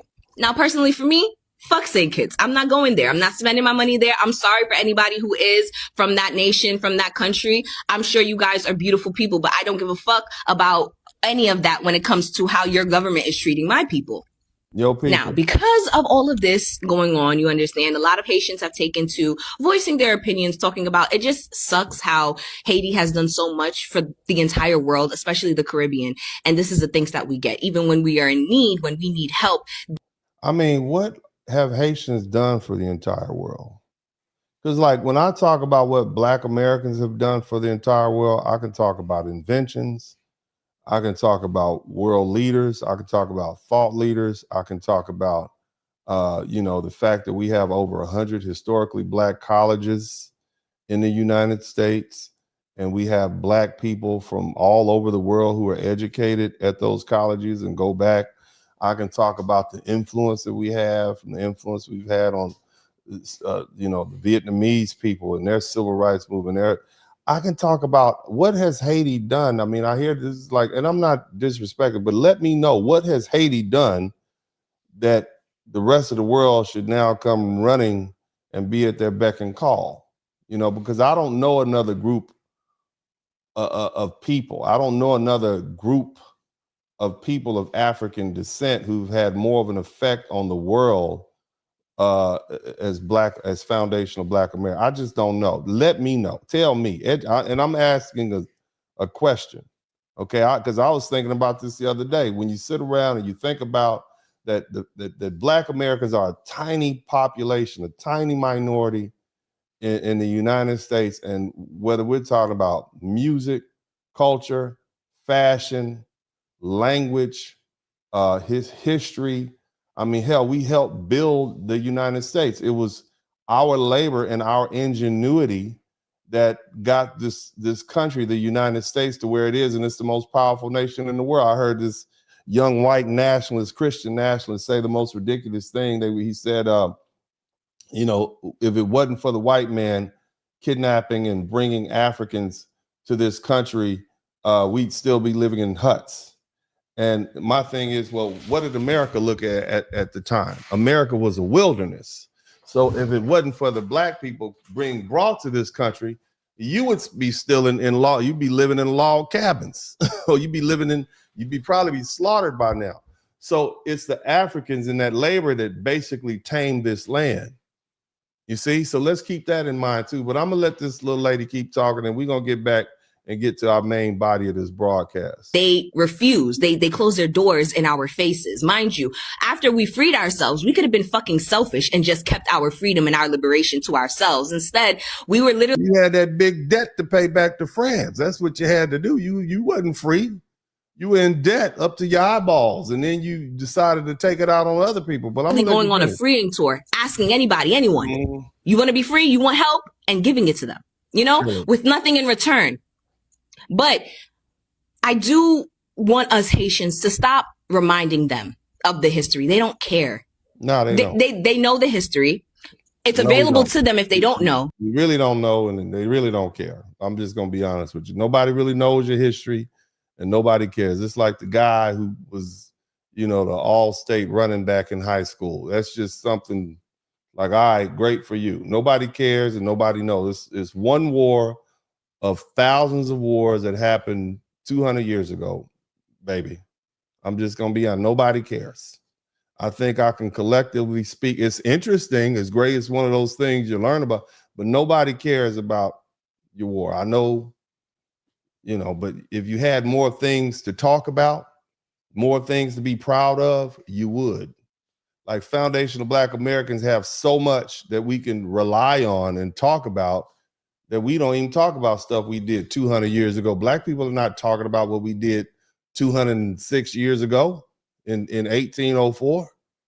We talking about stuff we did, like we just had Miss May die and she helped invent GPS, 10 years ago, 20 years ago. You see, this is what we're talking about.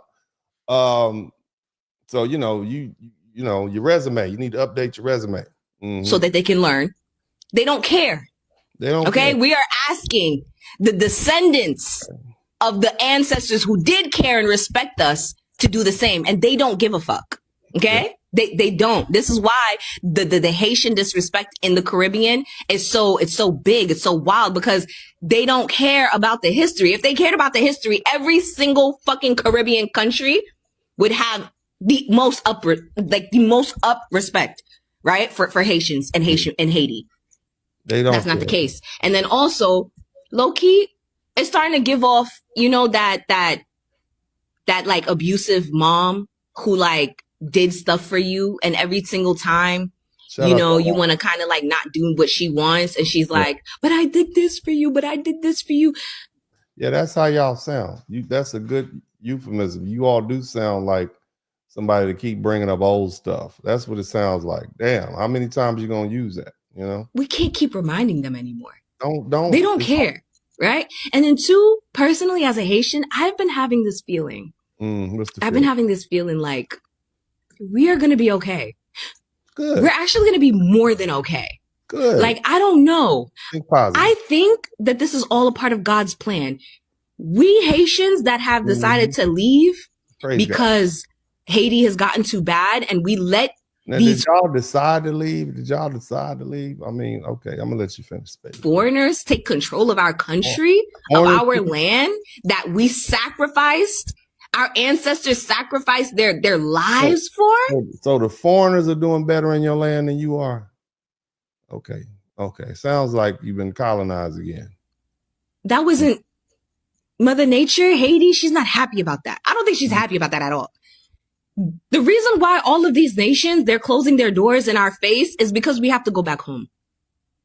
We have to go back home. Sounds like a good idea.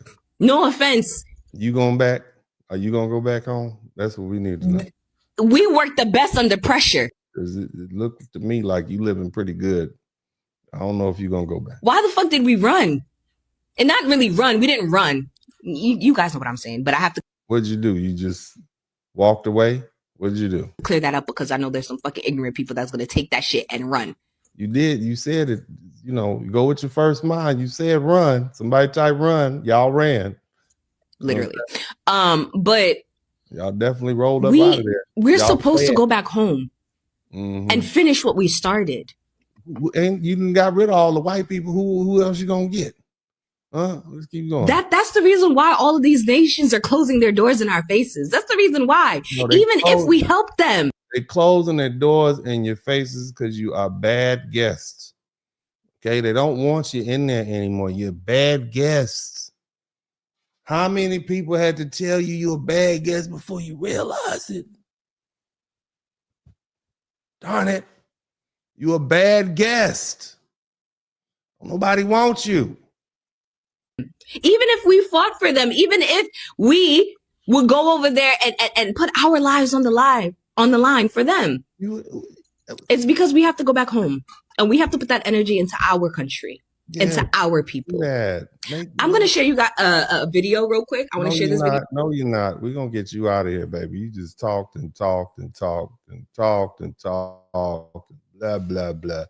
Blah, blah, blah, blah, blah. Let's get somebody else who's a little short. Hopefully, and this is gonna be the last one, because I can't do it.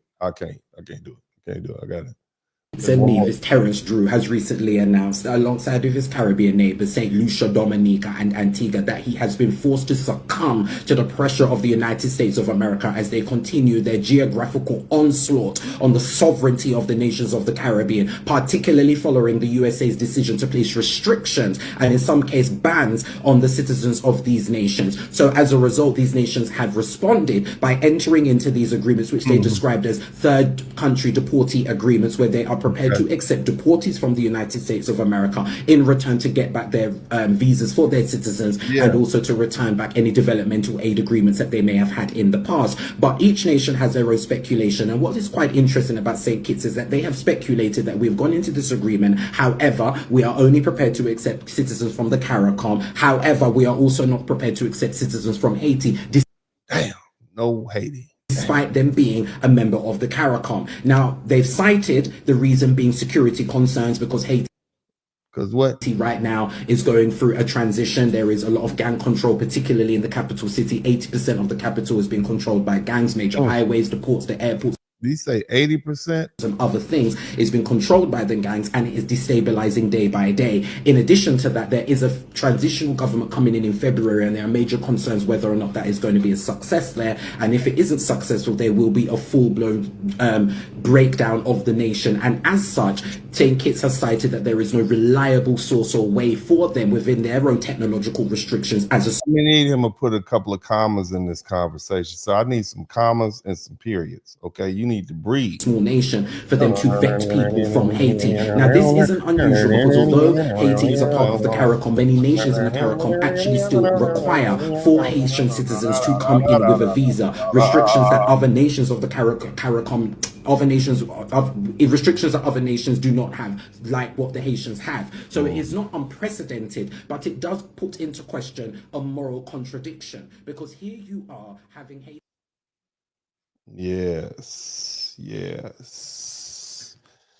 Well, anyway, you guys, let's go ahead and get this hard work done. Shout out to everybody who's patiently waited to get through all these videos with me. I really didn't have a lot of videos, but these folks have been long-winded with the conversation. Shout out to everybody. Now look here, after hearing all those comments and videos, one thing should be clear, and that is Black Americans are not alone in how we feel about Haitians, and I'm say immigrants in general, being deported or sent back home. And this sentiment isn't limited to us. It's not just any one group.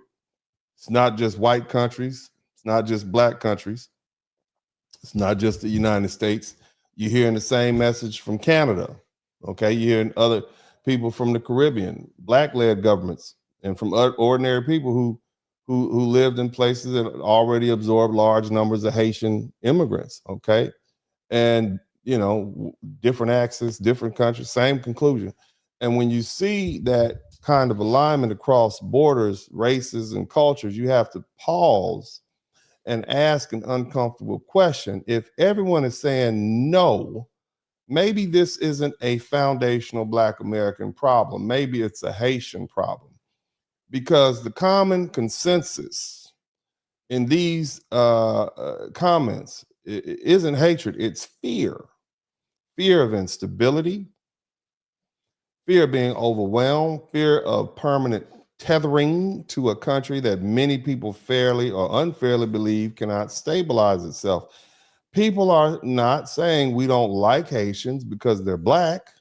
Many people are saying, many people are saying, we just don't want them there,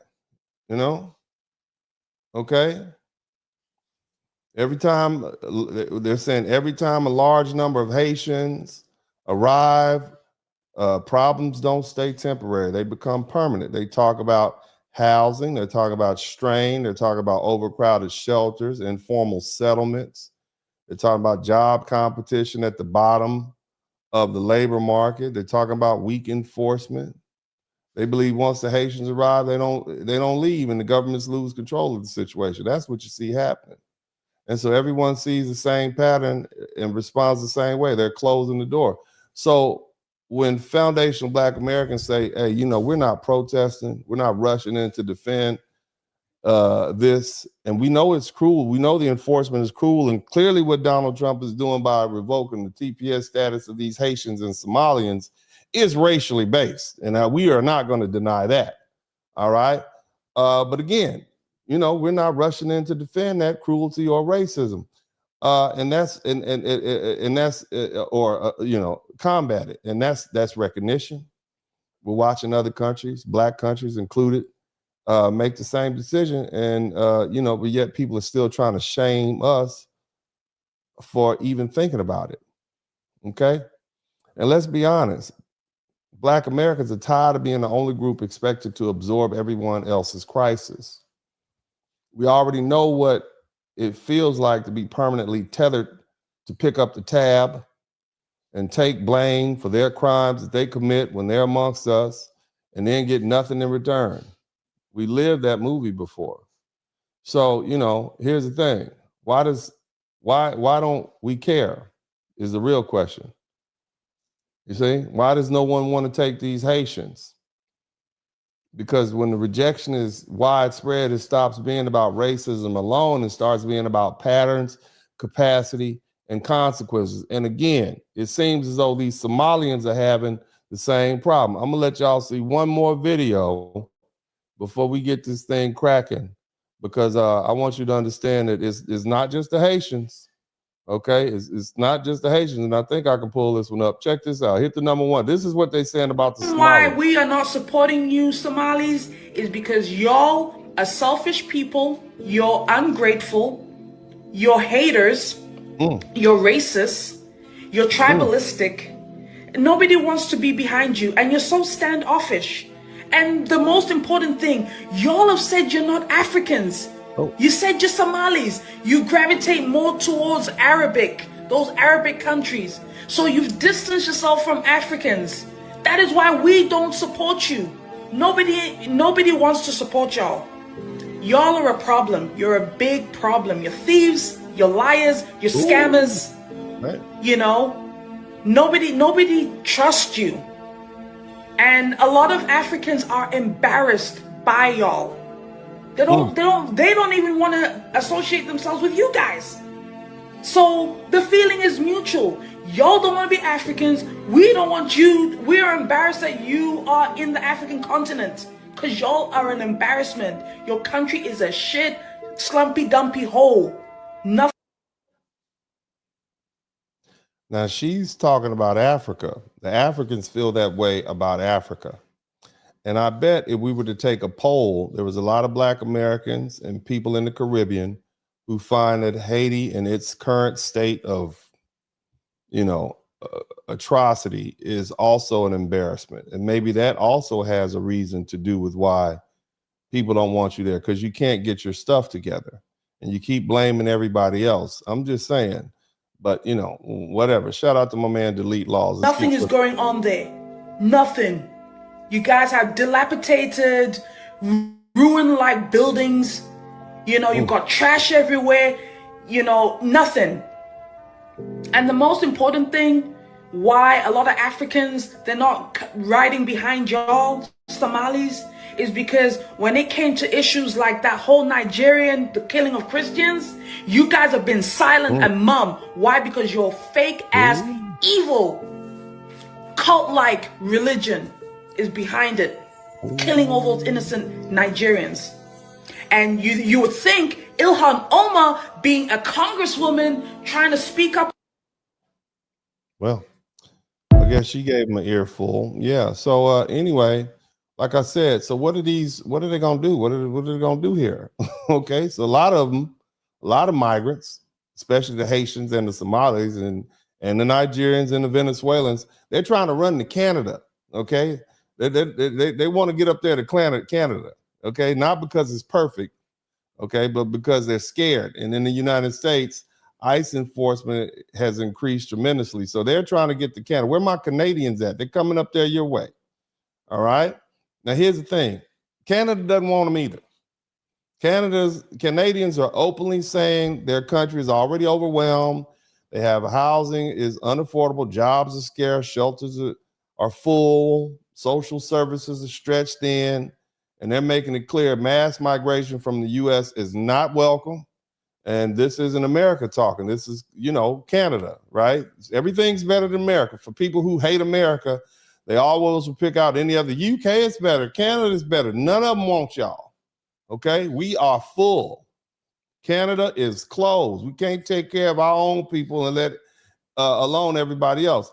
And here's the thing. They're arresting people at the border. Canada has ramped up its enforcement. They have dogs, drones, helicopters, surveillance. And, if you're already in the United States, Canada usually will not let you claim asylum because America is what is called a safe country. And basically, the Canadians are saying that plainly, trying to bounce from Canada to the U.S. or U.S. to the Canada is not asylum, it's desperation. And even if someone gets past the border, Canada's asylum system is already buried. People are waiting years with no clear answer. And again, the Canadians are saying, don't come here. And here's another thing. People always talk about, oh, America's so racist. Do you know that Canada is not some racial paradise? Okay? All right? That belief collapses the moment you start actually looking at some of the things that happened. There was a dude named Abdillah. I'm going to call him Abdiram Abdillah. He died on July 24th, 2016. He was a Somalian. The cops just beat him up. Okay, while he was arrested. This dude was apparently had some mental issues, and I'm understand there's a lot of that going on in the Somali community because they have a lot of inbreeding. But basically, they struck him with batons, they pepper sprayed him, and he died. Okay, because of and they beat him to death, and they try to say, oh, he's a black man, even though the Somalians have told us here in the United States they're not black, and the cops got acquitted. All right, this is right in July 24th, 2016. There's another situation that happened. A man named Andrew Loku, he was shot and killed by the police on July 5th, 2015, inside his apartment. He was holding a hammer, but the police, the witnesses say that the cops escalated it instead of trying to de-escalate, and that sparked years of protests. Okay, basically they're saying black immigrants are treated as threats first, not citizens or neighbors. And then, in Canada, they have something called carding in Toronto. And that's where they they stop and question and ask for documents for people, even if they haven't committed a crime. And they oftentimes target blacks. And the Toronto police service showed black people are arrested and stopped, documented at a far higher rate than white people. Even when it comes to black renters in Toronto and Montreal, they're routinely denied apartments. They always have to come up with extra documentation. They're quoted higher rental amounts, whereas white applicants aren't. And then, they always say that black families have too many people. These are foreign. These ain't our black. These are different kind of black. These are Somalians and whatnot. But again, the Canadians, the Canadians face higher, black Canadians face higher unemployment. Okay.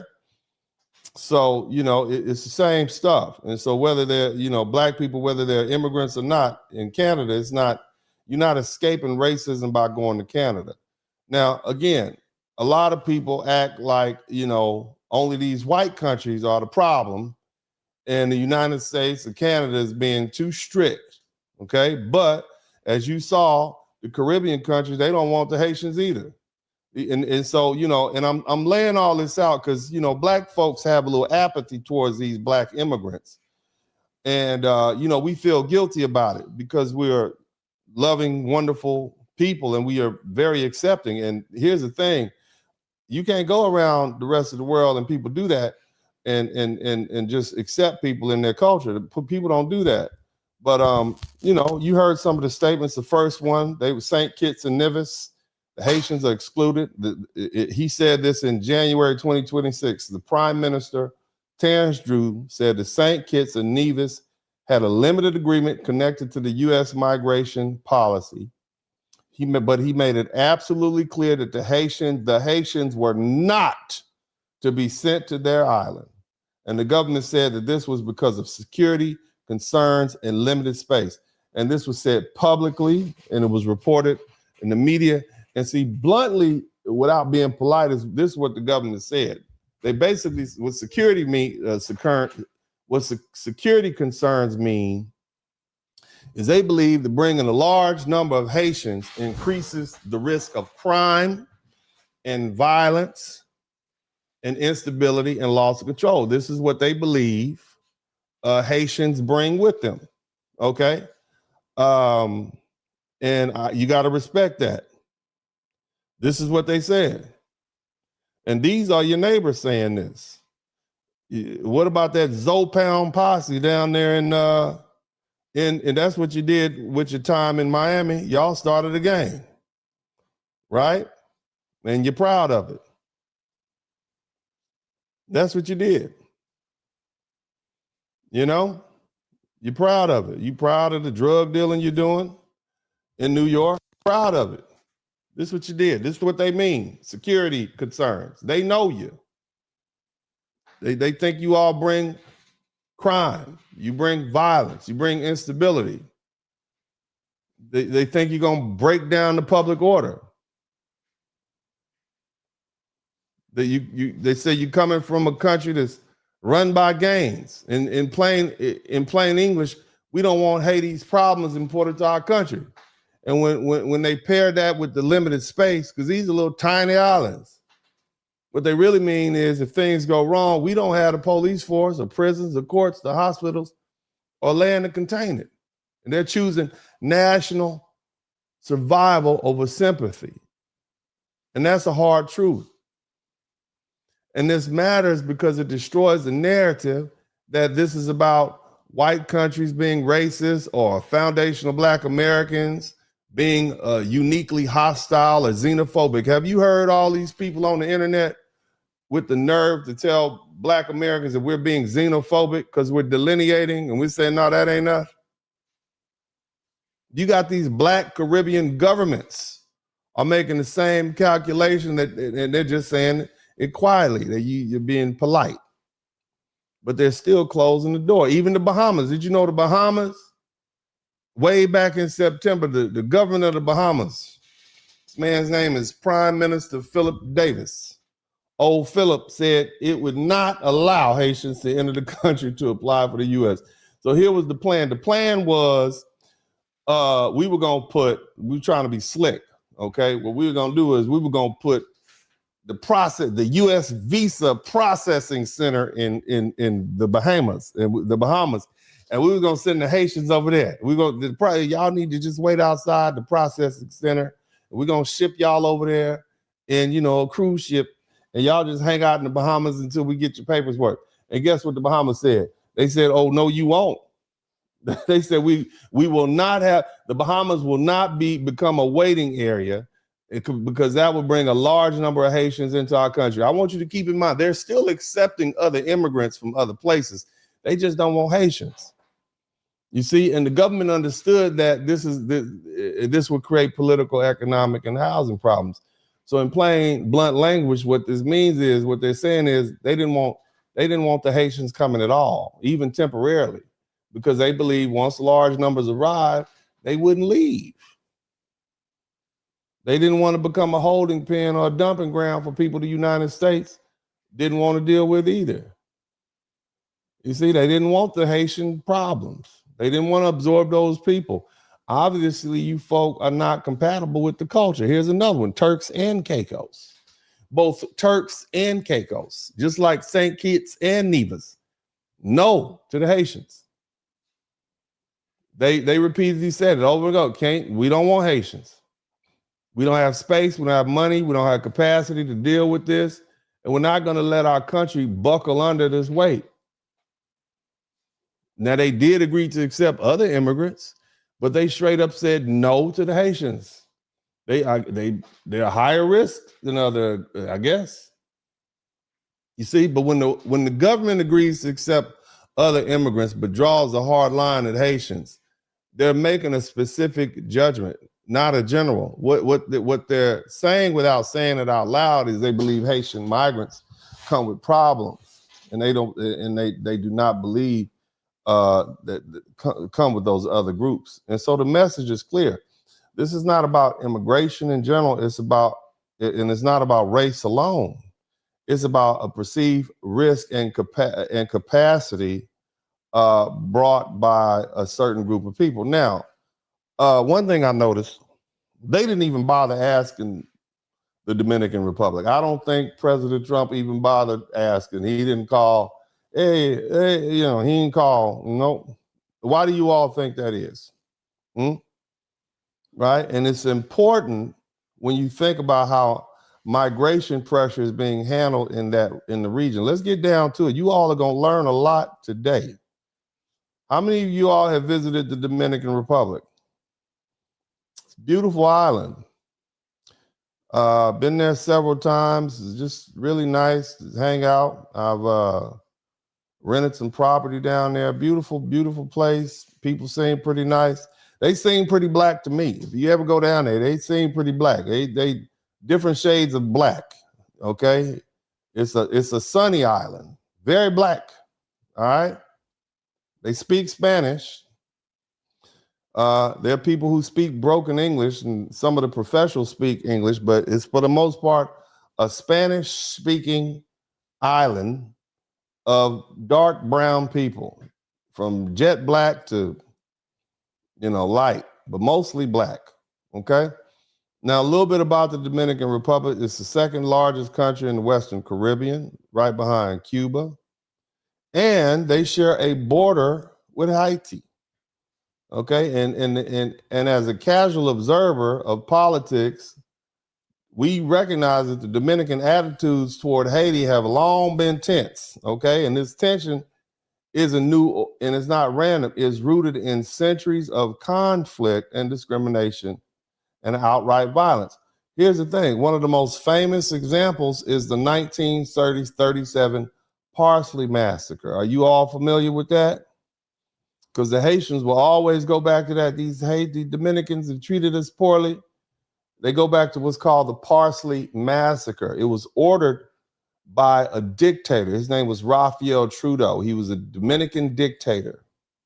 Okay, and for about 5 to 8 days, starting in October 2nd, 1937, when Hitler was doing his thing, right?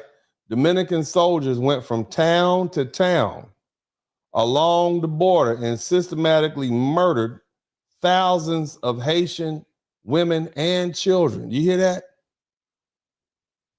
From 9,000 to 30,000, killed them. And they call it the Parsley Massacre because, and this is like some of the historians say it's a dispute, they don't know how much, but in Spanish, the way you say parsley is perejil, okay? And here's the thing: the soldiers apparently use the word because they look alike. They all look alike. That's what I'm trying to tell you. They all, if they have to speak for you to recognize who's who, what does that mean? That means they're all black. They all look alike. Okay, so just keep that in mind. And the word, it was a test. They used the word perejil as a test. And the Dominican troops would hold up a little piece of a sprig of parsley, and they'd ask people to say the Spanish word perejil. But because many of the Haitians spoke Haitian Creole and not Spanish, they probably couldn't pronounce some of the words. It sounded differently. And if they couldn't produce that Spanish sound in the way the soldiers considered correct, they were identified as Haitian and they were shot. They were hacked to death. Remember, this is jungle justice we talking about. So they chopped these people up with machetes. It was in full effect. Now, the thing you have to understand, all of this happened under the dictator Trujillo. The man was ruthless. He was one of the most brutal dictators in the Western Hemisphere. And he ruled the Dominican Republic for 31 years until he was assassinated. And the thing you have to understand that under Trujillo, the country was under total control. Nothing moved without his permission. He was in control of the politics and the economy and the military and the press and even personal relationships with mine. You had to ask him, that's your girlfriend? Not anymore. She belongs to us. But again, the Dominican Republic was a police state for about 31 years. And Trujillo was so extreme that, I mean, they renamed cities, streets, schools. They even renamed churches after him and his family, man. I mean, the church of Trujillo, you know what I'm saying? And people were forced, they had to hang portraits in their homes and businesses of him. You understand? You had to be loyal to this man in public. You better not say anything bad about him. Even if you said it behind closed doors, you might get killed. He used the military. He had secret police. He had snitches. He had, the torture was they would do stuff to you, man. They destroyed opposition and people disappeared overnight. 31 years. And here's the thing. If you got out of pocket, your family got punished. You mess up, abuela is gonna be hung up by her baby toes from a mango tree, for 30 days and 30 nights. You better stay in line. So people were afraid. And the reason, even now, the reason you don't see a large number of Dominicans who've migrated to the United States is because Trujillo wouldn't let them leave. They wouldn't allow them to leave. The country was on lockdown. Travel was tight. Leaving the country without permission, it could get you in prison. It could get you tortured. It can get you death. It could get your family hurt. And so Trujillo wanted Dominicans inside the country where he could control them. And migration meant loss of control. And so he wouldn't let them go. And so anyway, Trujillo killed a bunch of Haitians, in the parcel. But that was par for the course. That's what they did. You know what I'm saying? Because he killed Dominicans. He killed them by the thousands. I mean, the man ruled for 30 years. That was nothing. That's what they did. He killed political opponents. He killed journalists. He killed labor organizing. He killed students, priests, military officers. People got disappeared. And here's the thing. And I heard about this when I was down there. There was girls called the Mirabal sisters, Patricia, Minerva, and Maria Teresa. And so on November 25th, 1960, they were all murdered. And these women were heavy critics of Trujillo. They were brave women. They spoke up. It's like, motherfucker, Papi, you no good, Papi. I don't like, they spoke up. They're brave women. You see? And so he had them arrested. He had them beaten. These are women. They had the sisters beaten and murdered by secret police. And then he tried to set it up to look like a car accident with slick self. But people knew, and that turned the public against him because he was three girls, three women, the Maribels, and they knew that, he didn't like what they were saying, but they end up becoming national heroes, and their murder is commemorated globally as International Day of Elimination of Violence Against Women. And so Trujillo, he didn't just stop at his border. He ordered the assassination of the president of Venezuela. You understand that? Them Venezuelan presidents been catching hell. But the Venezuelan president at the time in 1960s was Romulo Betancourt, and they tried to bomb his car in Caracas, but the attack failed. But it let everybody everybody in the region on notice that Trujillo was a danger and he was a serious threat to the Caribbean. Now here's what you got to understand. At the same time, Trujillo pushed this extreme ideology. It was literally called anti-Haitianism. Okay, that's the way it trended. Anti-Haitianism, right? And it framed Haitians as racially inferior, dangerous, and incompatible culturally with the Dominican identity. And the ideology was fueled by the Parsley Massacre. Shout out to Torian Jones, which I said happened in 1937, where the Dominican soldiers slaughtered those Haitians and Dominicans of Haitian descent along the border. It's critical to understand this point clearly. Trujillo's racism was part of a larger system of absolute control. He used race, he used nationalism and fear as tools. And Haitians were targeted, but Dominicans lived under terror every day as well. Okay, so these were just rough times. But by the 1950s, Trujillo had made enemies everywhere, whether we're talking about Dominicans, the Catholic Church, within their own military, internationally. And on May 31st, 1961, they put him down. You see what I'm saying? Matter of fact, his own homies killed him. His own allies unalived them in a very crucial way. But here's the thing you have to understand. For decades, Dominican governments have repeatedly deported thousands of Haitians. All right. And they've done it without due process. In 1991, there was a decree that they used to expel 6,000 Haitians and people of Haitian descent. So there's no birthright citizenship in the Dominican Republic. They sent tens of thousands out of there. They got them up out of there. Okay. They were separated from their families.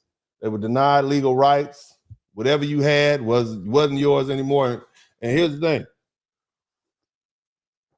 Recently, some human rights organizations are documenting modern deportations and targeting Haitians living in the Dominican Republic. Okay? Undocumented Haitians, including people born in the DR, Haitian parents, people being detained in overcrowded centers with reports of abuse and poor conditions and forcibly being removed, same thing we doing up here. All right?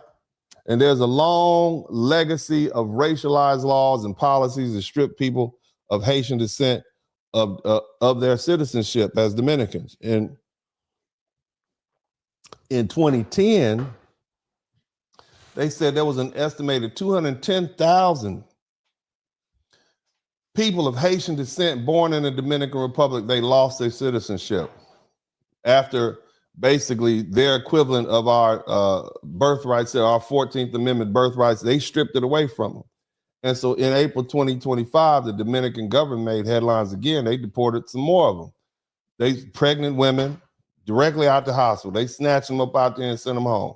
It was cruel. It was condemned by human rights. And groups called it cruel. And the UN Advocacy Organization said it's cruel. I think we can agree it's cruel, right? So here's the thing.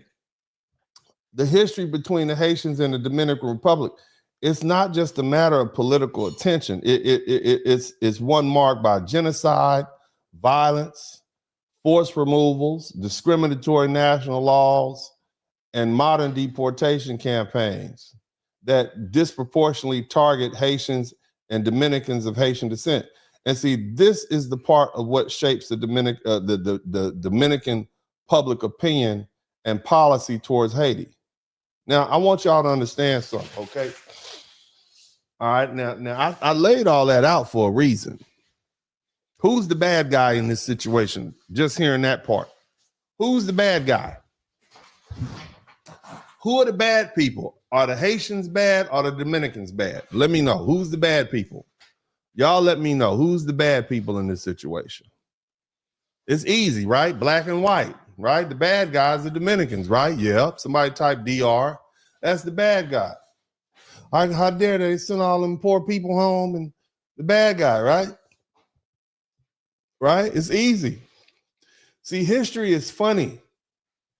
It depends on who's talking. I try to give you everything, right? Y'all were mad at the Haitians 20 minutes ago. Y'all been mad at the Haitians for an hour and a half, and now you like, damn, but them Dominicans are worse. Right? Now let's consider the context. Because now it's time to learn something. We learning a lot tonight. I hope you all appreciate what I'm doing here. And look, they share an island. A history of massacre, discrimination, and fear runs deep. Right? Okay.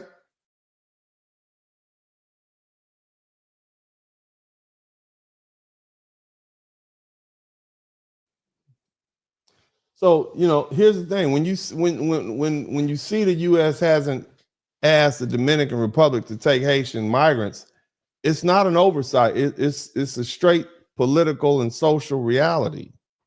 The long, brutal history of anti-Haitian sentiment in the Dominican Republic, it makes it clear why the country would not be seen as a partner who's going to absorb and resettle the Haitians. And besides, we have a good relationship with the Haitians. Matter of fact, our country had a good relationship with Trujillo. He wasn't our problem. But, and I'm going to put this but there. I think we should re-examine the narrative about this. Okay? Because here's the thing. I want you to listen to me, right? We've already established that the bad guy is the Haitians. But again, when your neighbor has repeatedly shown violence and exclusion and outright hostility towards your people, you know, you don't expect them to open the door in a crisis. Now, here's the thing. Like most Black Americans, I was not taught anything about the relationship between the Dominican Republic and Haiti. I mean, let's be honest, okay? Let's can we just be honest with each other? Our country refers to those countries as shithole countries. Maybe not so much the DR. It's got favorite status. Many of you all have been there, right? But they're as irrelevant to the typical American as a gnat on a cow's ass, you know, that's walking through the pasture on the side of the road that you driving down at 80 miles per hour with your sunglasses on, head back, blasting your music. That's how relevant those islands are. Most of you all don't know the difference between the Dominica and the Dominican Republic. However, based on the scant social media reports, I was led to believe it's simply about racism, right? The Dominicans don't like Haitians because they Black, right? It's racism. And, you know, as a Black American, as a foundational Black American, that explanation made me, you know, hey, made sense to me at the time. Dominicans, you know, they quick to tell you me no Black. Dominicans are notoriously known for that. Me no Black, right? That's what we hear. That's the running joke. And Haitians are clearly Black, right? So you got the me no Blacks and the clearly Blacks. So it's easy to accept the story without ever being taught the full history behind why Dominicans feel the way they do. Most Black Americans, the moment we hear the word racism, automatically assume that the other side is at fault. That's a reflex. It's understandable. It comes from FBA lived experience, but that same reflex has stopped us from asking deeper questions when only one side of the story is being told. We see this all the time in American politics. The Democrats, you know, they do a good job at that. They tell us that the Republicans are racist, and we automatically vote Democrat, even when it's against our interests. And we've done it for years. Y'all voted for Kamala Harris. Y'all voted for Joe Biden. Immigrants haven't helped you. They were both pro-immigrant. But here's the thing. For many years, Dominicans did not have a voice in the places where these stories were being told. It wasn't because they didn't have anything to say. It's because they didn't have access. Language played a big role in that. Many Haitians speak French, they speak Creole, they speak Spanish, they speak English. And that made it easier for them to move through the US colleges and media and activist spaces, especially because they identify as Black. Most Dominicans, on the other hand, mainly speak Spanish. And as I said before, they really didn't leave the country. They had to stay there because of Trujillo. So as the Haitians were moving around the Caribbean and the United States, we didn't really see many Dominicans till after the 1960s. But nevertheless, they spoke Spanish, right? And so because of that, we not reading Spanish. We definitely don't read those history books in Spanish. We don't see that special. So we really only heard the side of the story that makes the Dominicans appear like the bad guys, okay? And at the same time, as I said, many Haitians made a clear effort to connect themselves to Black American experience. We have famous hip hop groups, the Fugees, which is basically short for refugees, and they've become part of the black music. They're everywhere. And the other thing is a lot of the Haitians, they went to U.S. universities, they joined advocacy groups, they learned how to speak the language, they use in American racial politics, and we gave them access to Black American scholars and leaders and institutions that help shape public opinion. Dominicans often did not see themselves as black in the same political way, so they didn't enter those spaces. So as a result, they were missing from the rooms where the research is written and where the classes were taught and the public stories are formed. And the system, and the system Black Americans built to share ideas and protect interests were not open to them in the same way. And what that did is it created an unfair situation. The Haitians had the language, the skills, the access, the institutions to tell their story, and the Dominicans didn't. And over time, this allowed Haitians complaints about the Dominican Republic and their government to be accepted as fact, while the Dominican side of the history was ignored, watered down, or pushed aside. And my point is not that racism doesn't exist. I'm not saying that, okay? And I'm not saying it doesn't exist in the DR. I've seen it up close and personal. What I'm saying is Black Americans have not been given the full story or they've only heard one version. And in fact, at this point, it's starting to be exposed. It's been exposed that certain NGOs have spent years funding propaganda that attacks Dominicans and twists their history. There was even a petition signed at CUNY calling for a boycott of the Dominican Studies Institute because they were caught lying and distorting historical facts. In a petition titled Demand CUNY University Teach Authentic Dominican History. It was published online and collected signatures from people upset about how Dominican history has been taught at CUNY. And that petition states that the curriculum focuses on Haitian perspective of Dominican history and argues that this allegedly erases Dominican culture and heritage. Now, speaking as a foundational Black American, I want to be clear about something, and I want to be upfront.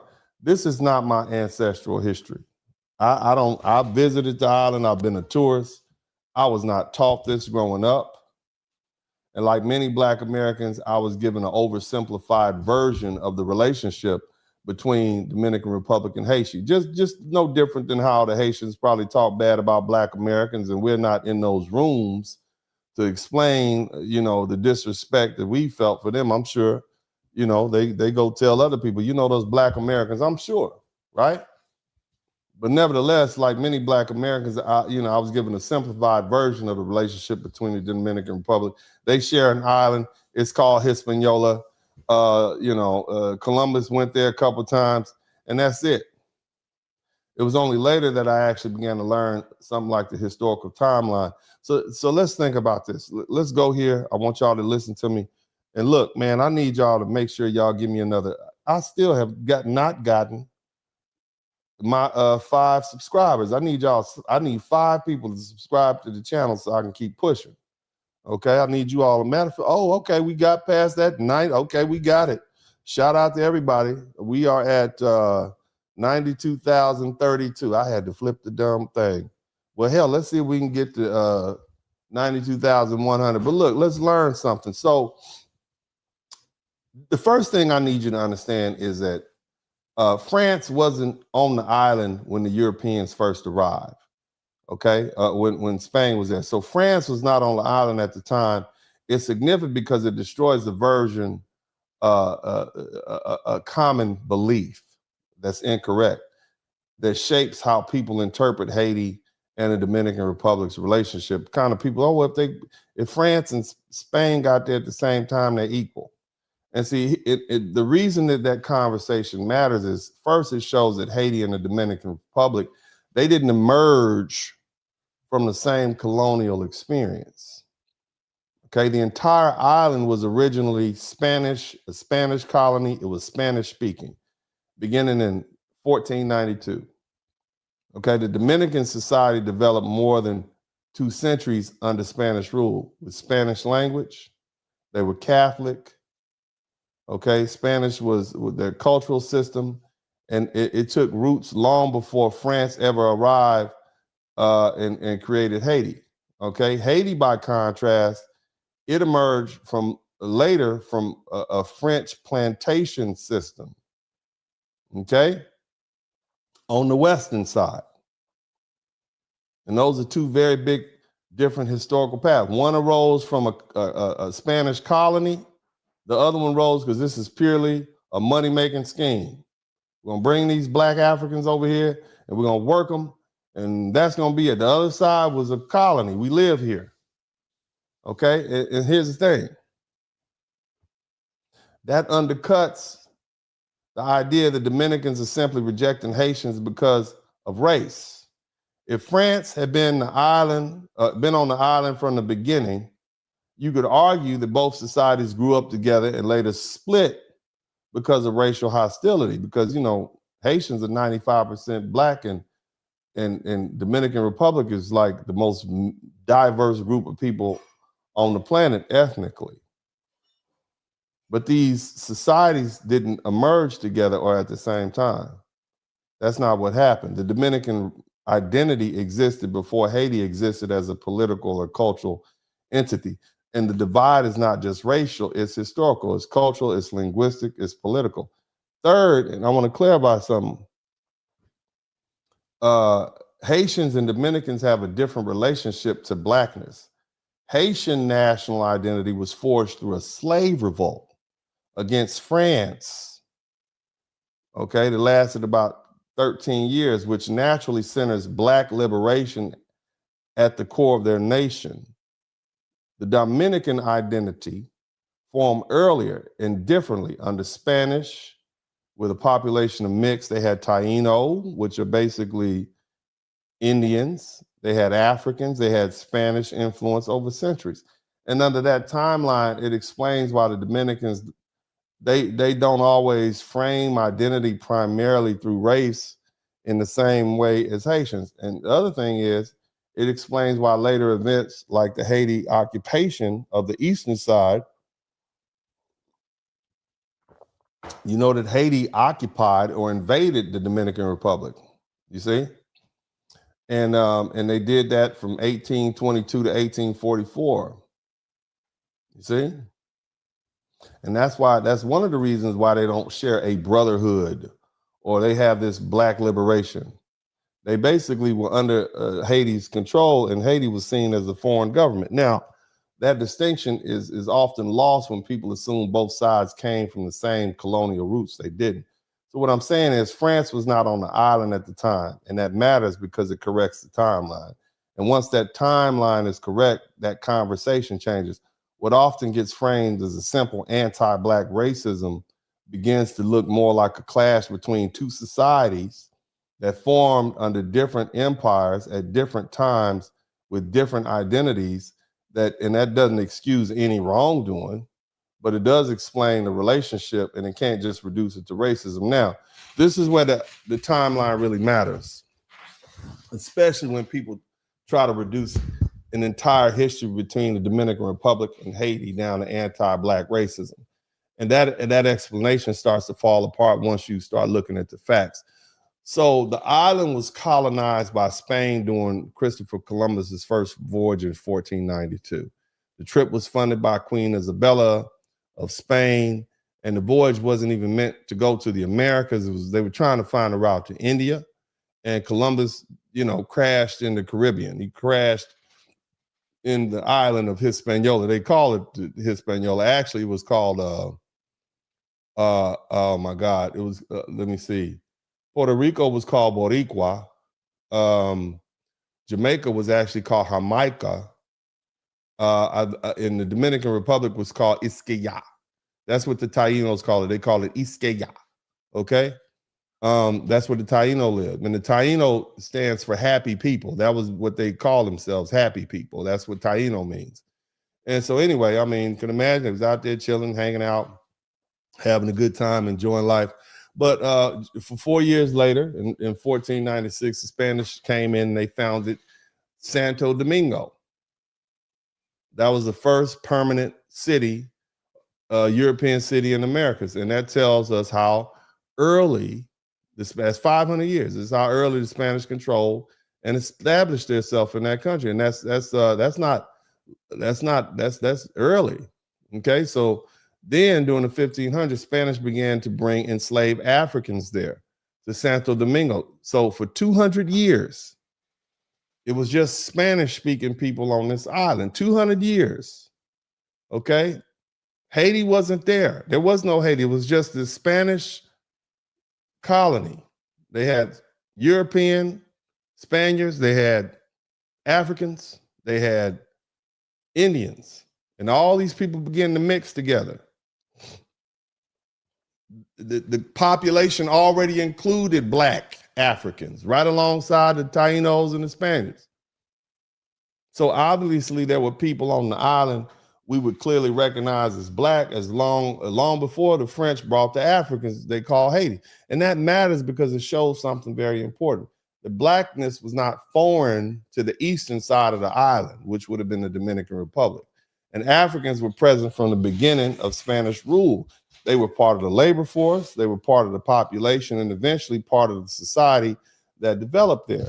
The Dominican society, okay, it didn't form in opposition to Black people. It formed with Black people already inside. So when people try to explain every conflict between the DR and Haiti as simply anti-Black racism, that explanation ignores a historical reality.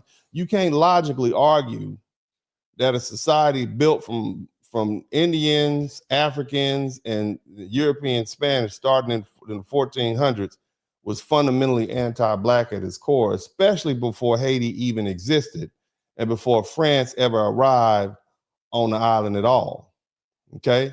That doesn't mean racism didn't exist. It doesn't mean that relationship between the two societies can't be reduced. Well, what it means is it can't be reduced to just a single racial motive. That conflict developed later between two populations formed under different empires, different systems, different languages, and different political realities. And so ignoring that early presence of Africans on the island oversimplifies the story and later and leads people to the wrong conclusions. And once you understand that Black people were already on that island centuries before Haiti became a nation, it becomes clear that history here is far more complex than, slogan level explanation that most of you all assume. Hit the number 1 button if you still with me. I need you all to hit the number 1 button. Let me know you're still with me. And here's the thing.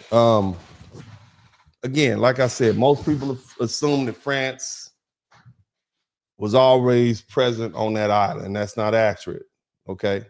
Because for 200 years, some say 205 years, France had no control over Haiti at all right? And the entire island was known as Santo Domingo and also was called Hispaniola, all right?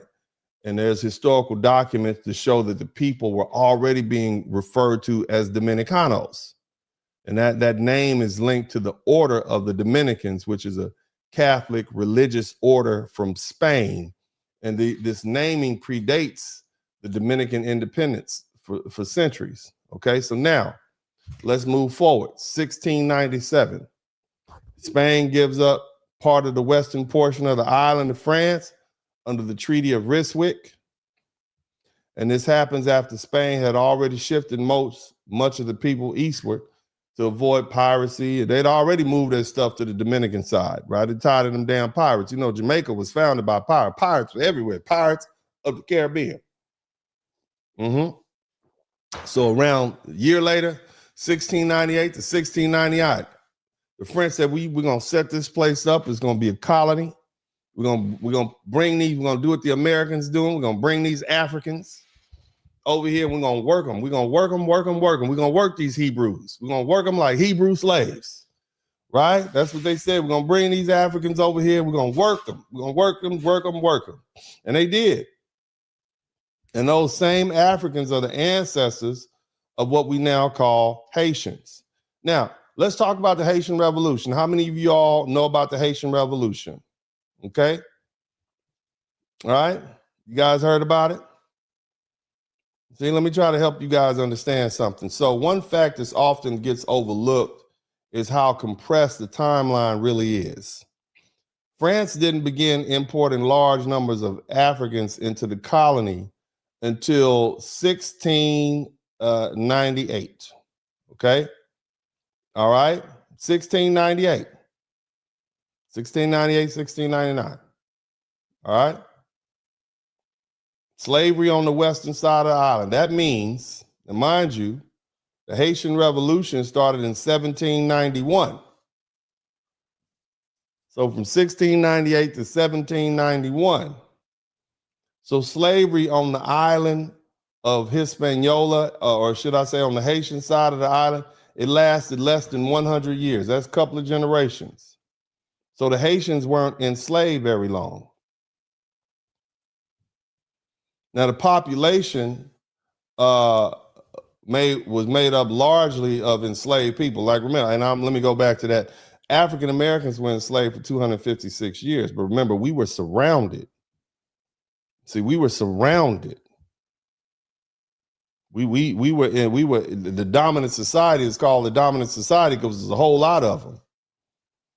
The Haitians were hundreds of thousands of deep, and the European colonizers was a much smaller number. And so that population of Africans rose up and they defeated colonial empire, France. They destroyed the plantations. It took them 13 years. It started in August of 1791 when they revolted against the French plantation owners. And by the time Santo Domingue was at that time, it was a rich colony. All right, one of the most profitable slave societies in the world. And on the eve of that revolution, the population of Africans was 500,000. They had 500,000 black slaves, 32,000 French colonists, and about 24,000 free people of color. All right, and some of them owned slaves, and many of them were mixed race, and they owned land, and they owned slaves, and they had businesses, just like many of you black folk here in the United States, mixed race. Now, from the beginning of the revolution, the revolution was not a single unified movement. Remember, this thing lasted 13 years, so it was going. It was multi-sided. It was a conflict that involves the Africans, the free people of color, white colonialists, and later you had foreign powers come in, and leaders such as Toussaint Louverture, Jean-Jacques Dessalines. You know who that is? You know who those people are, right? And they fought not only against France, but they had internal rivals for control of the colony. And over time, the struggle became increasingly radical and violent and uncompromising. Now, on January 1st, 1804, Haiti declared independence. That's an important day. Haiti declared independence on January 1st, 1804, after 13 years of fighting with France. But see, here's the thing. The violence didn't end with independence. The way the revolution unfolded fast and brutal and fueled by fear of re-enslavement, guess what happened, right?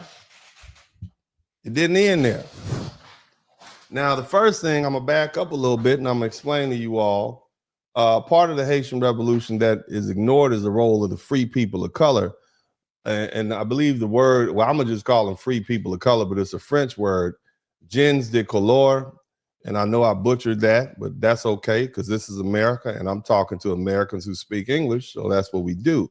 But again, before the revolution, many of them, they were wealthy, they were educated, they were socially elevated compared to most of the other Africans, and they owned property and sometimes they owned slaves, and they demanded equal rights with the white colonialists, right? So they had money. They were brown, they were dark, they were colored, they were mixed.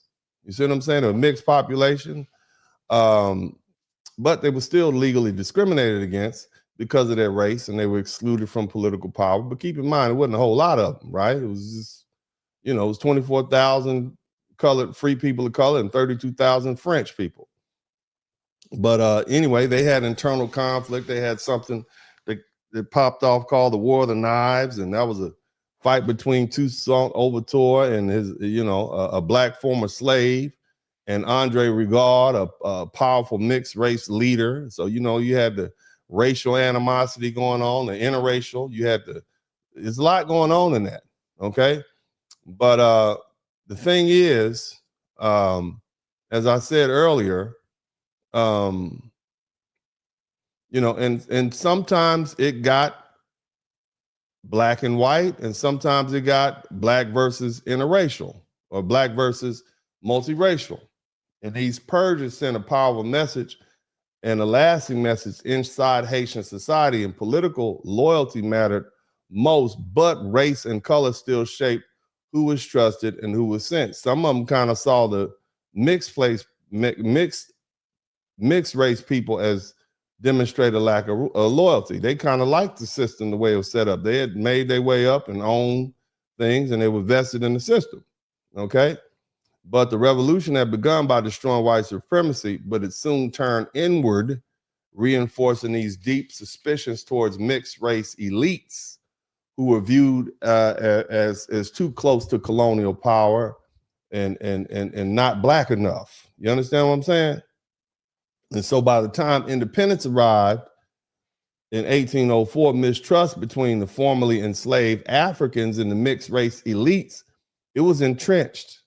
And this helps explain why the post-independence Haitian leadership attempted to erase the color distinctions altogether. So in the 1805 Haitian Constitution, and this is important, they declared that all citizens would be legally known as black. You could be light, bright, damn near white, and you still be considered black, regardless of your skin tone. And that's not what they did in Haiti. I mean, that's not what they did in the Dominican Republic. Now, on paper, this was meant to eliminate the French racial caste system. If everybody's black, we can't have a caste system. It ignored the obvious, but in practice, it also reflected how violently those categories had already been contested and how dangerous color distinctions have become. So in this regard, you can kind of say that the government was, you know how colorism works. It still worked. They were still using it, but it was in the inverse. Now, culturally, this legacy mattered. It shaped how Haitian society came to view people who they considered not quite black enough. They associated lighter skin or mixed ancestry with betrayal, elitism, or foreign influence. And those attitudes didn't disappear with independence. They hardened through the years of internal conflict and bloodshed. Are y'all listening to me? Okay, now imagine being a Dominican neighbor, especially in the DR, where racial mixing had been common for centuries, and the Haitian Revolution didn't just look like a fight against slavery, it looked like a warning.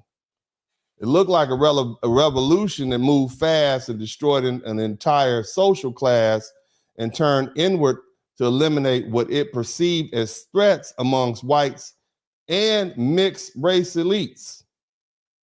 Okay? Just think about that. You on that island and they killing people over there just because of how they look. You understand? I just want, there's no Navy coming in. There's no backup coming. Now, I want you to listen to something. We as Black Americans, we like, yeah, revolution, 1804. We hear that all the time, right? Now, I want you all to hear me. So the Haitians declared independence on January 1st, 1804. And the new head of state was Jean-Jacques Dessalines. He made a deliberate decision to remove what he believed were ongoing threats to the survival of the new nation. Somebody type new nation in the chat room. The new nation. You know how we talk about America and we talk about how America was founded? We talk about that. I talked to you all the other day about Rome and how it was founded, right? Remember that? The rape of the Sabine women, how Romulus killed Remus, that. We know our American history. Well, Jean-Jacques Dessalines deemed that there was a threat to the survival of the new nation. And those threats, in his view, were the remaining French whites. Remember, the military was gone.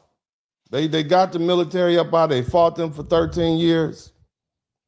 Okay? So who was left? mostly civilians.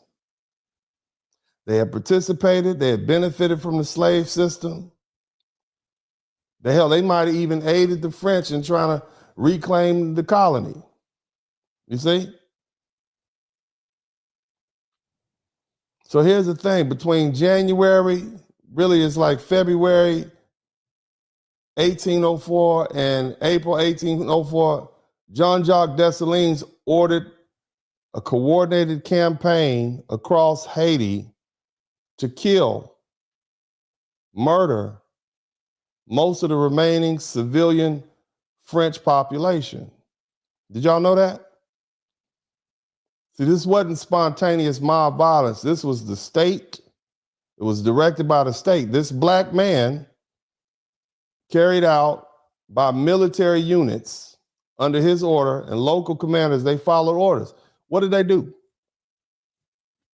Well, according to the historians, they initially tried to intentionally avoid mass public executions at first. Instead, they would try to kill quietly and locally. The order went out, we're gonna kill all these white people, we're gonna kill them all. We're gonna kill them all. They went town by town. They didn't want panic. They didn't want resistance. Initially, what they did was they targeted the French. You know, we celebrate the Haitian Revolution, right? This is it. Let's celebrate it. Somebody type 1804 in the chat room. Let's type 1804 in the chat room. Let's go ahead and type 1804 in the chat room, you foundational Black Americans. Let's talk about it. Let's celebrate this. This is what they celebrated. And see, I know my people. I know Black America. This ain't us. It's not what we do. 1804. This Haitian military went around. They targeted the men at first. They arrested them, okay, under pretext. And then they quietly executed them. And then, you know, they said, we'll spare the women and children. We'll spare the women and children. But later, Dessalines ordered that they be killed also.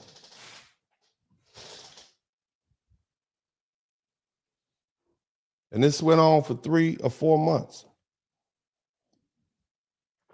Can you imagine?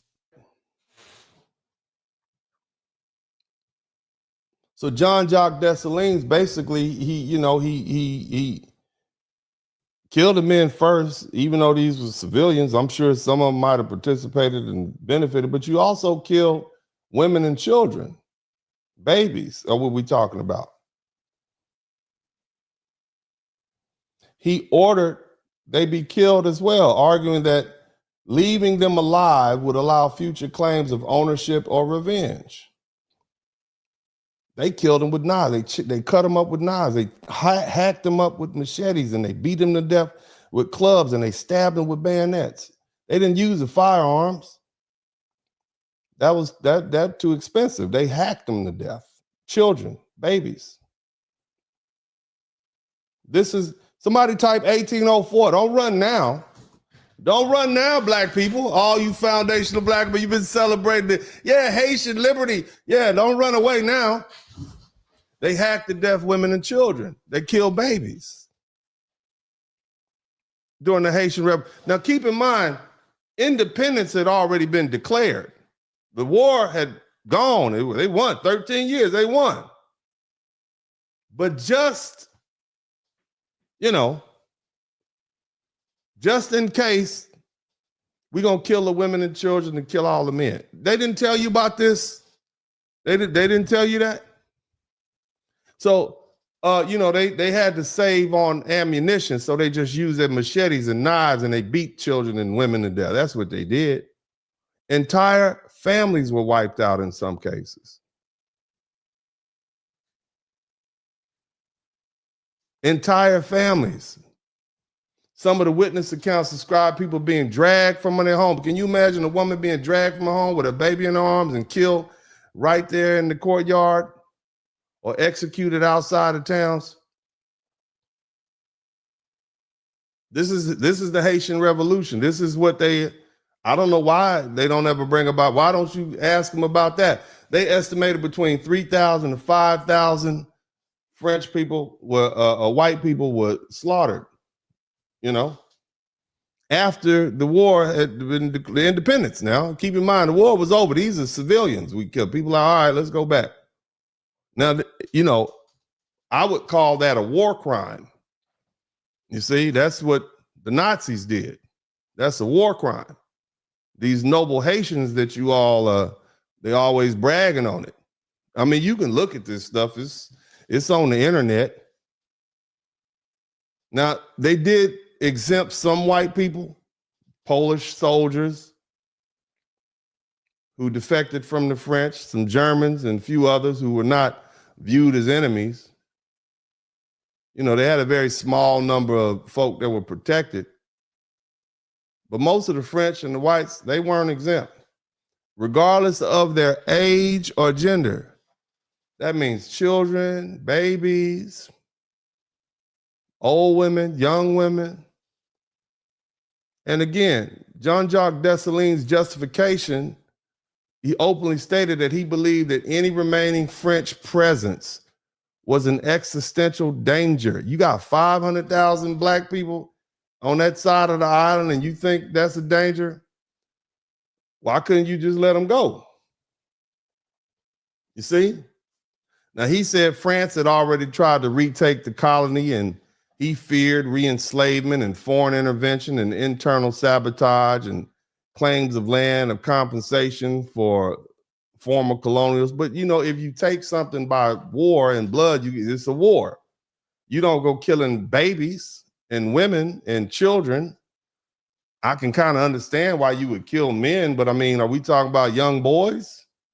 Because if you killed all the young teenage boys and the men, there was nothing left below. That's a slaughter. That's what the United States Army did to the Native Americans, and we call that an atrocity. But yet we celebrate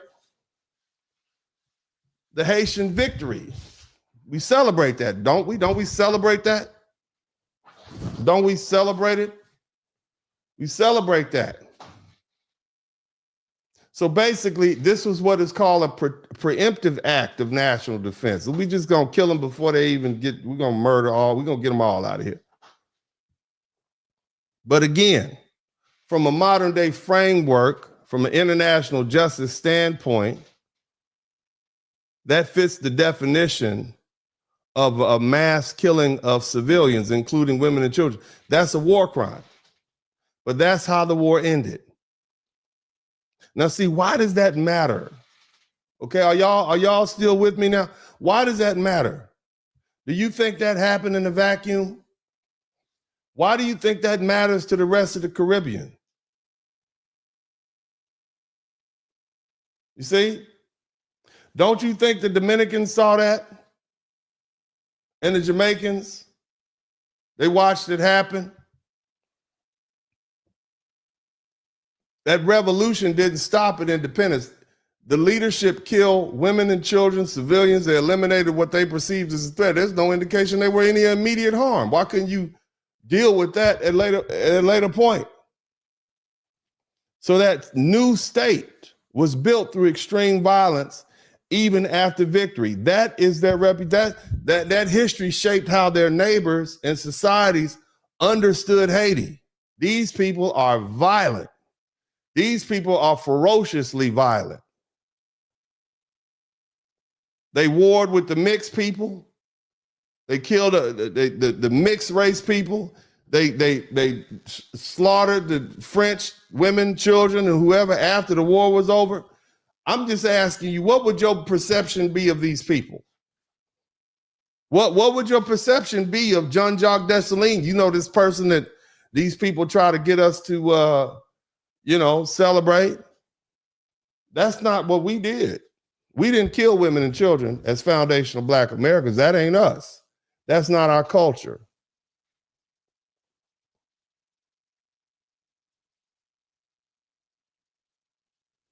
I mean, they recognize that these people are willing to use ruthless force to secure itself.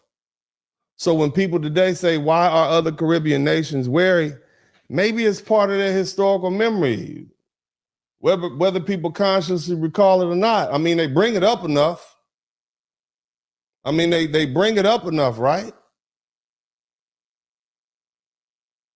Now, that doesn't justify slavery. It doesn't justify the brutality that Haitians suffered under France.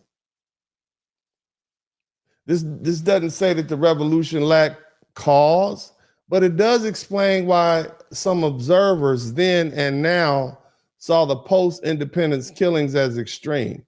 And, you know, why I'm reducing all this, you know, later conflict, you know, how can we reduce all the later conflict to just simple anti-Black racism? That kind of leaves out a critical part of the story. When people celebrate January 1st, 1804, they're celebrating liberation from slavery, but the historical record also shows that liberation was followed by a campaign of mass civilian slaughter of women and children and babies and old people carried out deliberately over several months. And both things are true at the same time. And understanding both is necessary if we're going to have an honest conversation about how Haiti has been viewed, rightly or wrongly, by its neighbors ever since. Now, somebody said, I feel like Dennis doesn't like Haiti, okay, but you got called the evilness that those power did to the Black. Yeah, I mean, you know what I'm saying? I'm going to call evil, evil, no matter what. I think it was evil that what white people did. I think it was evil what the Nazis did. And if I see this white people doing the same thing or Black people doing the same thing the Nazis did, am I not supposed to call that? You don't want me to acknowledge that? What does that make you? That makes you like those white supremacists who bury their head in the sand when their team does atrocities. That's what that makes you. It makes you a coward. We don't do that on this page. Now, I went on and on for like 30, 40 minutes talking about what the Dominicans did. Nobody said that feels like Dennis doesn't like Dominicans. But the minute what I'm telling you no longer fits the narrative, you run away. I don't like cowards on this page. You can't be here and not be disturbed. This is just, you can look this up. This ain't hard to figure out. All I'm doing is putting it in your face where you can look at it. Now, if you want to be a coward, you go right on ahead, but it's right there, man. I call it like, you want to understand what's going on? Because see, here's the thing. I want to know why all these people don't like these goddamn Haitians. I want to know why all these Caribbean countries say, nah, you can't come. I want to know why their neighbor, the Dominican Republic, don't mess with them. I'm trying to understand, what is the history behind these people?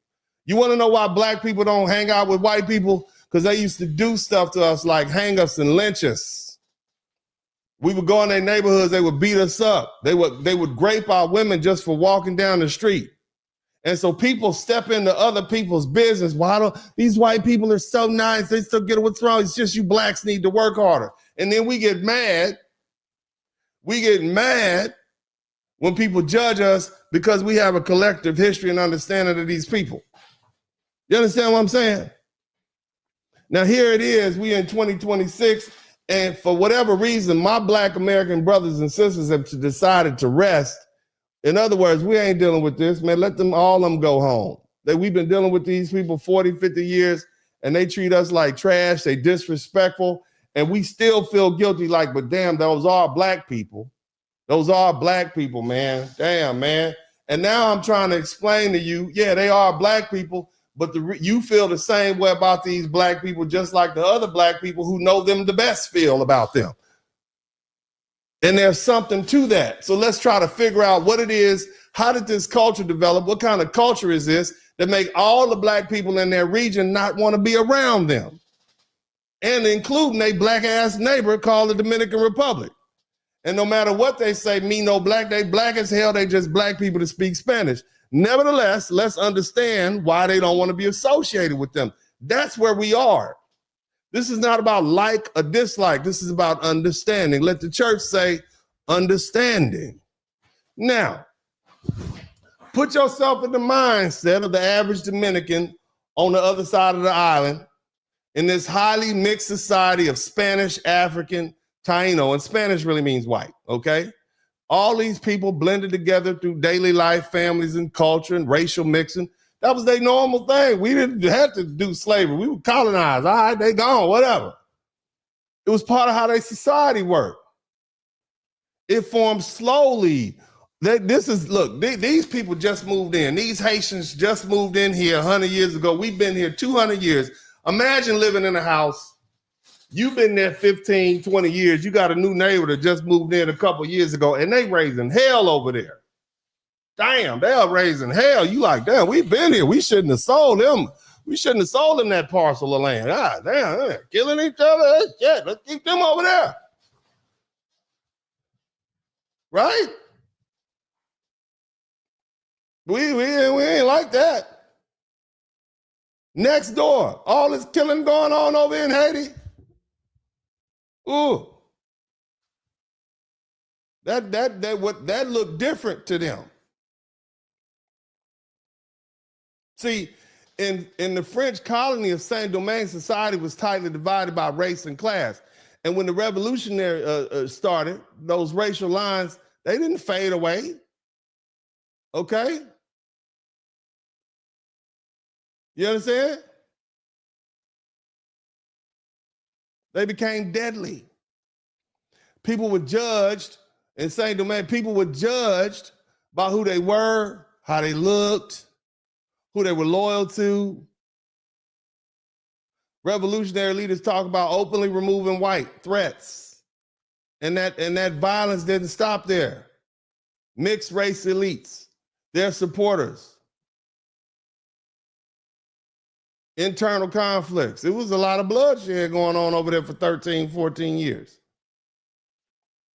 So if you the neighbor and you like, they killing people over there that look like us. They are killing people just for looking like us.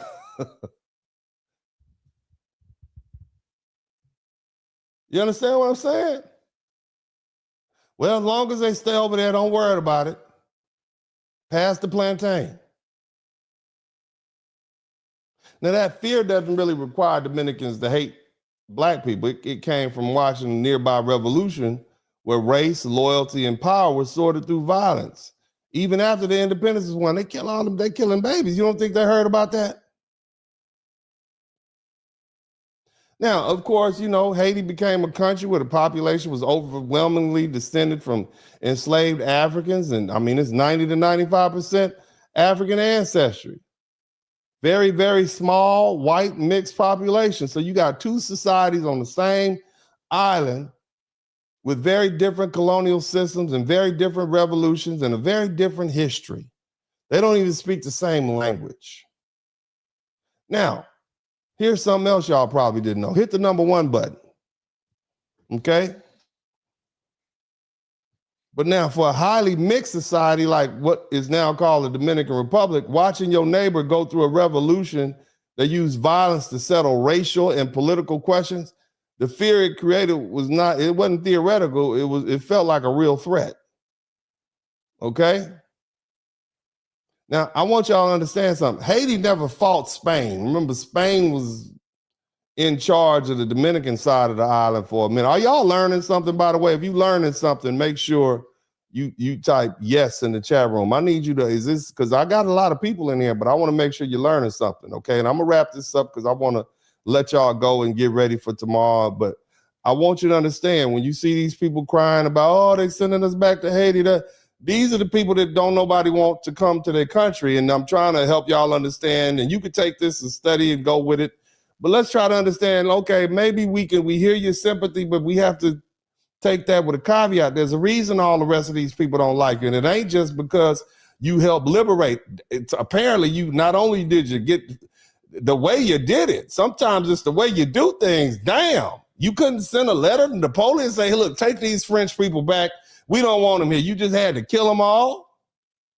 Was there another way? You got to kill the kids too. Why don't you send the kids to the Dominican Republic? Here, take these white people. You couldn't do anything. You just had to go around killing them all. I'm saying this is what You know, I'm saying you made a choice. But again, Haiti never fought Spain. Haiti fought the French. They got free. It was a war with France, not the Spanish Empire. See, by the 1700s, by the time, look, Spain had already said, look, we're going to go down to Peru. We got other stuff. We're going to Mexico. We're going to Peru. We finished with this little island. We got everything we could. We'll leave it there. Okay? They had very little interest in fighting the Revolutionary War with their army for Hispaniola. Okay? We going on somewhere else. So in 1821, I want y'all to listen to this very carefully. In 1821,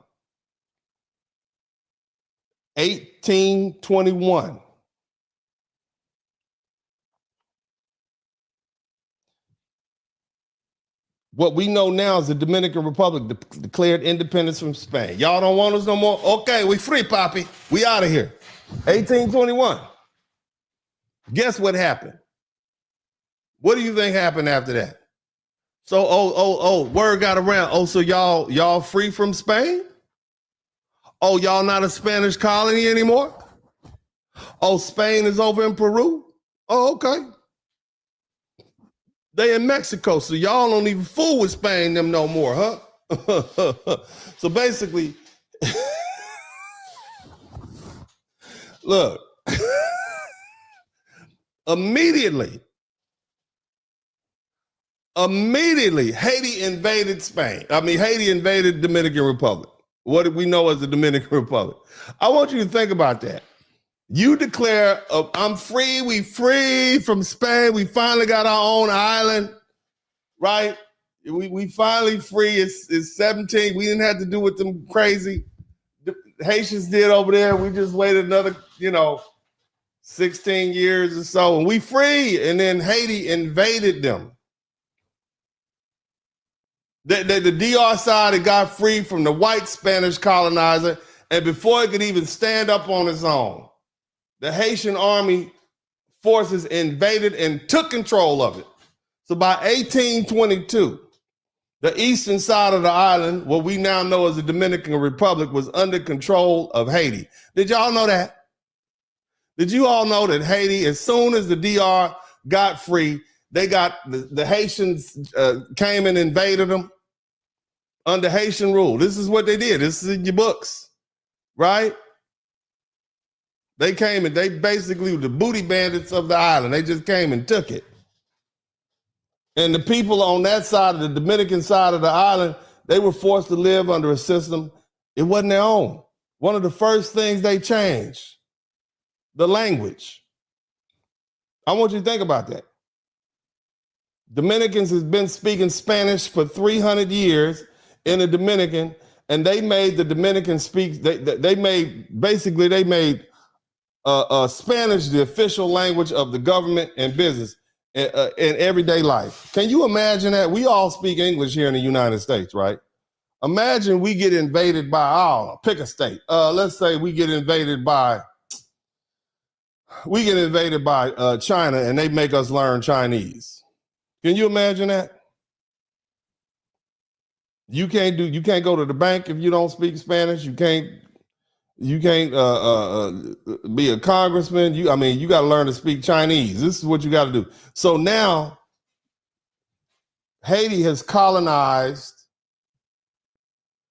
the Dominican side of the island. They forcing them to speak that French Creole. It's the language of government and business and everyday life. Okay, it was pushed through official use. Whether we talk about government and military business, it was all done in French and Haitian Creole. These people didn't even understand the language like that. They spoke Spanish their whole life. They don't even know what they're doing. So that meant the Dominicans were expected to deal with the government that they did not use and didn't even use their own language. Here's another thing. You know, them Dominicans are very religious. You see? So the eastern side of it was mostly Catholic. And the Catholic Church was a big deal. It was a big part of the Dominican life. That's their church. I mean, it's We talking about 1822. There ain't nothing else to do. They didn't have TV or cell phone. They couldn't scroll like some of y'all scrolling. They went to church. Church was the thing that kept them busy. Work, church. You see what I'm saying? That's what they did. It was a big deal. It's part of who they are even now. They were mostly Catholic. That was a big part of their life. Did you know under Haitian rule, they took the church's land? You understand that? The Haitians took the Haitian army took the church's land. They forced the preachers, they forced the priests out of the Catholic Church. The church lost the land, it lost its influence. See, this wasn't just politics. They literally stripped these people's faith and traditions away. That's what the Haitians did when they colonized the Dominican side. So we're gonna force you to speak. You better do it. We're gonna force you to speak Creole. We're gonna take the church away. Hell, even if you own land, you are a landowner. You own land for hundreds of years. They snatched the Dominican land away. They took the property and redistributed it without permission. They didn't give anybody any money. They didn't give them a darn thing. Property rights were ignored.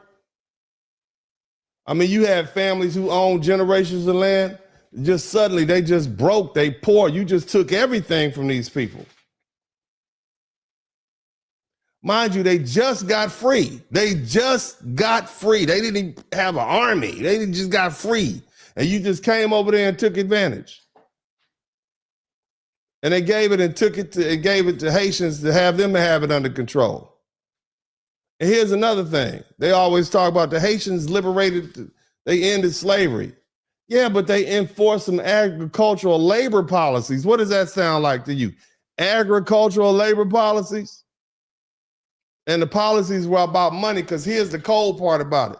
See, after Haiti became independent and France did what?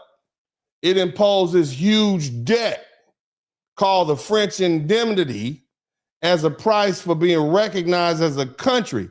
Why do you think they did that? Why do you think France said, no, y'all gonna pay us? What do you think happened? Do you think they forgot about all those women and children that they killed and slaughtered, those citizens? You think they forgot about that 16 years ago? Huh? Do you think they forgot about that? No. They said, you're going to pay us 150 million francs, and that's about $20 billion today.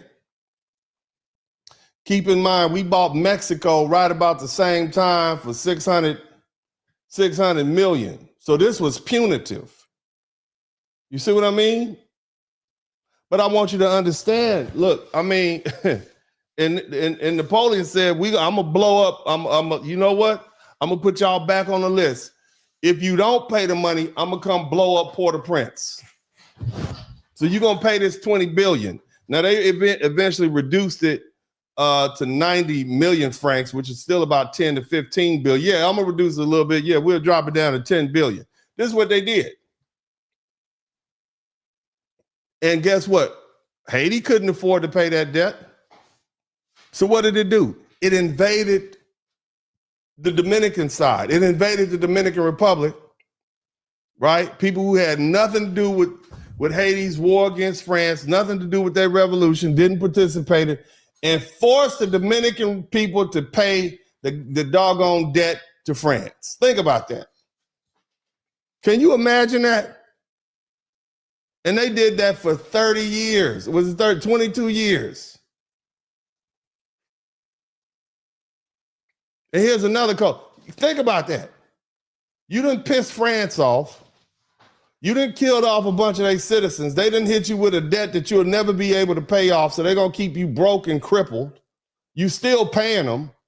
Yeah, you got freedom, but your ass is still paying them everything. You giving them all your money. I mean, hell. Think about it. You were slaves, right? You were slaves, enslaved, and you were working, and now you still working. Now you a free slave. Now you got to pay these people $20 billion or they gonna come blow your island up. I want you to think about it. So were you really free or was it all in your mind? Don't sound like free to me. But again, Haiti said, y'all better pay us. And then what did they do? They invaded their neighbor. They invaded the Dominican Republic, didn't have anything to do with it. This is in the collective minds and history of these people. Okay? You went over there, you made them speak French, you took their property from them, you ran the government, you took their money from them. They couldn't even stand up. They just got free from one colonizer, a white colonizer, and then a black colonizer came over there and did it. People that had anything to do with that war. And here's another thing. That wasn't just it. The Haitian troops, they didn't have any supplies. They didn't have anything in Haiti. They didn't have nothing. So what did they do? They went over to the eastern side and they would take food. They took the animals from the people. They took supplies. They took everything. All the hate. I mean, damn, you came over here from your dirty side of the island. You came to our side of the island. The minute I bet the Dominicans was like, look, we need France. We need Spain to come back over here because that seemed to be the only thing keeping these Dominicans at bay. The minute we declare our freedom, the Haitians said, oh, we're going to go get them now. Spain is gone, so we're going to take over. And you start taking their things and taking their money. You took their food, their livestock. This is what they did to these Dominican communities. How humiliating. Farms were empty. Livestock was taken. Tools that were needed to work the land. Daily life was hard for that. You see? And the Dominicans didn't even have a political voice. They didn't have an army. They didn't have a political. They just got free. They couldn't challenge the decisions. They couldn't change the laws. I mean, all the judges were Haitians. All the major decisions came down from the Haitians. Choices about land, labor, language, religion. Everything was, they had an occupying force that lasted for 22 years. And I'm not speaking theory. They are talking about being told what language they could use, losing their church, losing their land. Shout out to Andrew. I'm glad Andrew learned something. We are 3 hours in. It seems to be only 12 people that have learned something. It's only 12 people. I've got to do a better job. I certainly do apologize for being a failure here tonight. Okay, I will definitely try to do a better job. I'm trying to help, but only 12 people understood anything. My God, I must, where did I go wrong? But anyway, for 22 years, okay, 22 years, they had to deal with that. And they're forced to pay a debt worth billions of dollars in our time.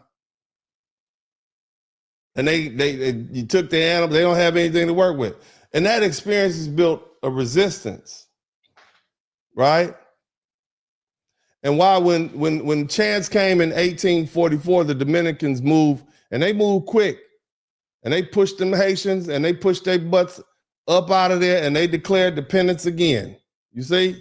That's why the Haitians the Dominicans have 2 independence days. The day they got free from Spain and the day they got free from the Haitians. Even after the Dominicans forced the Haitians out in 1844, it still wasn't over.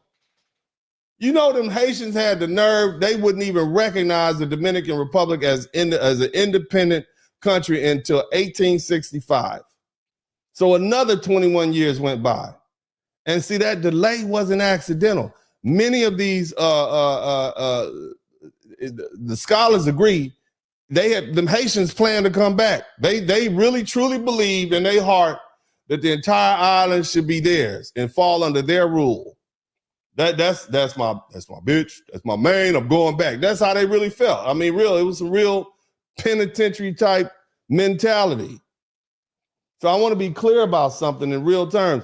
The Dominican kicked the Haitians forces out in 1844, but they still spent 2 decades living under constant threat, knowing that Haiti might come back. Independence, I mean, imagine the fear. Imagine the generational fear that these people had to go through. It meant they had to watch their borders. They had to prepare for an invasion. They had to defend a sovereignty year after year. That kind of pressure, it doesn't fade quickly. It hardens people. When people say Haiti helped the Dominicans during the Restoration War against Spain, context matters. Spain was also threatening Port-au-Prince. And at the same time, Haiti's involvement was not charity, it was self-interest. Haiti did not want Spain reestablishing control over the island. They wanted to take the damn Dominican side of the island. They didn't want Spain back. Yeah, we'll help you. Yeah, y'all, we'll help you out. Yeah. Can we stay? No, y'all go back. Y'all going back over there. You understand? They just didn't want Spain to get set up in there again. You understand what I'm saying? See, look here. Helping them to fight off the Spanish for a minute doesn't erase 22 years of occupation. It didn't erase those land seizures. It didn't erase forcing those people language suppression and closing their churches and forcing them to work and pay off your damn debt. Okay, it didn't do that. And so when people ask why Dominicans have trust issues, somebody type trust issues, Poppy. Somebody type Poppy in the chat room. Somebody type trust issues in the chat room. The answer is not it's not emotional, it's not imaginary. Historically, and it's repetitive. Haiti did not try to control the Dominican side of the island one time. They tried again and again and again after decades. They tried through invasions, occupations, reconquest campaigns. And when you lay the record out plainly, it's very clear. Okay? Hell, as early as 1801, Toussaint Louverture moved into Santo Domingo and took control of the Spanish side of the island. And it was at that moment the entire island was effectively under control of his authority. This wasn't symbolic. Early 1805, Jean-Jacques Dessalines, already killed up all the French. You see? He invaded the Dominican side of the island. He had 2 Haitian armies march towards Santo Domingo from February through March 1805. You see what I'm saying? 1822, I told you about that already. They occupied the Dominican side of the island for 22 years. You see? And the Dominicans finally expelled them Haitian forces and declared independence in February 27, 1844. And that still wasn't the end. They still wouldn't let go. They came right back in March of 1844, a month later, and launched what's called the first reconquest attempt. They wouldn't go away, little pesky Haitians. They had a battle of Azusa on March 19th. I mean, we just got rid of y'all. Y'all came back in less than a month.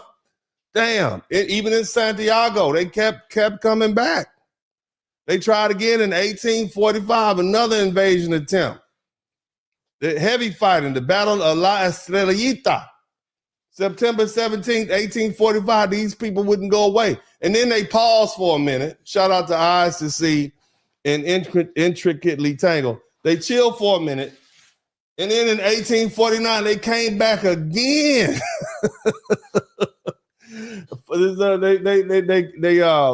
And this time they came deep. The Haitians came deep. They had a large invasion for a bunch of little Haitians speaking that French. But they better go get them sapase. And it ended with Haiti's defeat at what's called the Battle of Las Caritas in April 21st, 2022 in 1849. You understand what I'm saying? And they still wasn't finished. So they waited another 6 years, and then they came back, and they had another battle in 1855 in the Battle of Saint Thomé on December 27th, right before Christmas. We're going to catch them Haitians before Christmas. They ain't going to be ready. You understand what I'm saying? And another battle after that, the Battle of Sabana Larga, 1856. And that was a decisive defeat. And that was the last major battle attempt. So they've been fighting these people. They had been fighting these people for 60 years. They had been trying to get these people out their country since 1801. And they finally got them up out the country in 1856. That's more than half a century of pressure. Somebody type pressed. They was pressed by the Haitians. All the invasions, the conquests. And these are only the documented skirmishes. So when the Dominican, somebody type trust issues, okay? Somebody type trust issues. So when the Dominicans are cautious, when they're suspicious or they're resistant, it's not paranoia. I just want y'all to put this in perspective. We got people right now who want to relive the Civil War. You know what I'm saying? We got people walking around with Confederate flags right now, and they still talking about the Civil War. This is 18. That war lasted 4 years. This war for these people lasted all 55 years. And you understand what I'm saying? So by the time, some of these horrible atrocities happened under Trudeau and everything, there was people that were still alive. They don't like each other. These people don't like each other. And when you add more, and see, here's the thing, family. So when Dominicans are cautious or suspicious or resistant, it's not paranoia, it's memory. It's a pattern recognition. It's the same reason Black folk don't just blindly trust white institutions in the United States. I bet y'all be hesitant if you get a white doctor and you go to the medical doctor, won't you? You got to go to the hospital and you got a medical doctor that's white. Hold on a minute, sir. Hold on a minute. It's not because you're racist, it's because we understand the Tuskegee experiments. You understand? That's why most of y'all was hesitant to take that COVID-19 test. It's going to kill us. We know, right? And when you add more facts, family, see that Haiti they didn't recognize the DR until 1865. This is well after they fought the last battle. I guess this is 9 years after the last fight that they had. They didn't even recognize it. They was planning to come back again, probably. You understand what I'm saying? Does this paint a clearer picture for you of why these people don't like each other? You didn't even respect their independence. You contested it for decades. What does that say about you? The people got to fight you we were here first. You moved in. Now you want to fight us for 50 years to try to take what we have? You wasn't even here. They shouldn't have never, look. They shouldn't have never sold that land to French. You shouldn't have sold it. You shouldn't. That was a horrible rental. It's horrible. You understand what I'm saying? That's what happened. So you wonder why they got trust issues? Trust issues. And see, this history doesn't disappear just because people want a simple story. It lives in borders. It lives in entrenched policies and fears and national identity. And until people acknowledge the full record, they're never going to understand why this relationship is strained or why the Dominicans see that issue as about sovereignty and survival, not just race. I'm just saying, family. And see, here's the cold part about it. I'm not the only one that says this, man. I'm going to let y'all listen to this little Dominican lady. She's a historian. This is these people telling you their history. All right? And because a lot of you, especially Gen Z, especially in New York City, learned a distorted version of history. And the reason why is because it's been found out that NGOs have been funding the propaganda against Dominicans and distorting our history for years. There was actually a petition signed in CUNY to boycott Dominican Studies Institute because they were lying and distorting history. So yeah, a lot of you believe that because you went to college in New York or because you went to a certain university, your degree is worth more than ours, and you know more than everybody else, including more than the Dominican people in the island. So I'm going to teach you something really quick, because I'm about to school you guys. I am sick and tired of you guys pushing this whole belief. I know you're brainwashed, but you're going to have to wake up eventually. France was not on the island when the Spanish arrived to the island. Why Haiti still hates the Dominican Republic. One island, two worlds. Hispaniola. One island, two nations. And we about to wrap this thing up as soon as I'm gonna let this play for a minute, but there's a lot of information out there on this.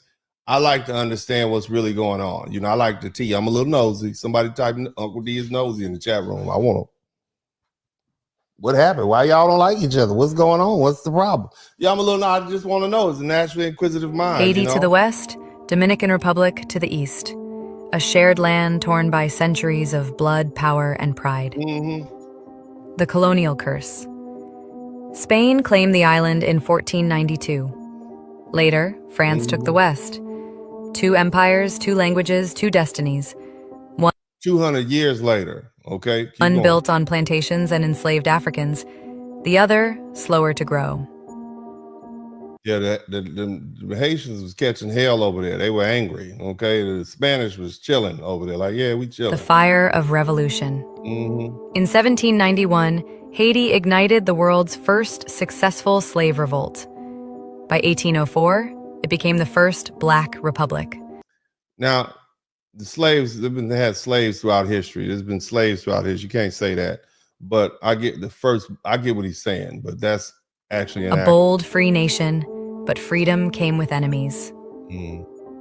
The occupation, 1822 to 1844. The occupation, that is the Haitians occupying the Dominicans. You understand what I'm saying? At no point did the Dominicans go over there and try and invade Haiti. They didn't want to have anything to do with it. It's always been a one way that the Haitians are coming over to the Dominican Republic trying to get their stuff and resources. In 1822, Haiti crossed the mountains and took over the Dominican side. Invaded. That's what they did. Invaded. They didn't cross, they invaded. They ended slavery, but also erased culture. They ended slavery and put them to work paying back their $20 billion debt to France. Seized land and ruled with iron. They ruled with iron. You know what that means? Slavery. That's what that means. That was slavery. Okay. A new independence. In 1844, Dominicans fought back and reclaimed their side. Independence felt like liberation, not just from Haiti, but from blackness. They said, we don't have nothing to do with the black ass Haitians no more. You see why they Mino Black? Does Mino Black make sense a little bit to you, a little bit more? It sounds like trauma to me. Somebody type Mino Black. You'll be saying Mino Black too. If the Haitians came over there and took your land, wouldn't let you go to church, made you pay back their debt, took all your little farm animals, made you learn Spanish, damn French Creole. You'll be like me, I hate them black. Some of y'all say you hate them black motherfuckers right now. Some of y'all saying it right now. It's somebody right now, yo, hate them black mother. I can't stand that. Imagine the whole country being subjected to that. You know how we feel about white folk, them white motherfuckers out there doing all that. That's how they felt about the Haitians. They feel the same way about the Haitians as a lot of white folk, a lot of black people feel about the white colonizers. They were colonized by black people. The Dominicans and we was colonized by white people. That's why they feel the same way. You understand? They had to fight them for 65 years, and they still wouldn't leave them alone. Does it make a little more sense now? This is in their collective history. This is why these people been fighting all the damn time. You think it's just race? They don't like them. Okay. The deep divide. Yeah. From then on, Dominican identity defined itself against Haiti. Haitian equals black equals bad. You see what I'm saying? They associate all of that trauma that they had to deal with black, even though most of them are black. You understand what I'm saying? Just like a lot of people you don't have to like what I'm saying. Where's the psychologist at? Y'all can sort that out for yourself, but they associate that with that. Dominican equals Spanish equals better. The Parsley Massacre. Under dictator Trujillo. Oh, now you start to see some of this kind of sound a little bit more like payback. Okay, remember we talked about the Parsley matter? I'm just saying. He's a ruthless killer. But look who they've been dealing with. This was in the collective minds of these people. Your neighbor is a killer. They slaughtered French men, women, and children. They killed some of their own mixed race mulatto citizenship. They came over here and tried to invade us for 54 years. Okay, they did all these horrible things to us. And now they want to bring their butts over here. You see why these Dominicans keep trying to get these people out their country? I'm just saying. Do you understand a little bit? Maybe. I'm not saying it's right. It's all very against the international. It's all war crimes happening. But when you couple that with the fact that you have all these other Caribbean islands who say we don't want these Haitians either, I think things are starting to make sense. In other words, Black Americans, what I'm trying to tell you, this ain't none of our goddamn business. Okay? And you don't need to lose sleep because these people are being sent home and nobody wants them. That's all. The whole point of me saying this to you all is this is none of our Black business. This is none of our foundational Black American business. I'm going to let this play and then we're going to read the super chat. The Dominican army slaughtered over 15,000 Haitians. They used the word perejil, parsley, as a death sentence. Wounds never healed. The massacre left a scar. Haitians feared the border. Dominicans feared invasion. Yep. There you Fear go. became nationalism. Nationalism became hate. Modern border, old ghosts. Yeah. These people don't like each other. Okay? They don't like each other. Today, thousands of Haitians cross into DR to survive. They work the hardest jobs, earn the least, and face deportation or worse. Because they don't like each other. They have a history and they don't like each other. And it is what it is.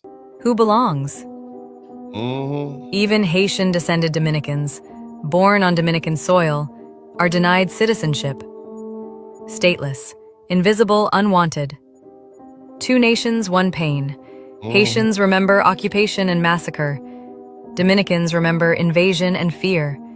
Both remember blood, but rarely each other's. Nope. What now? Two nations, two truths, one island. History divided them. Maybe truth can begin to heal them. If you enjoy... Yep.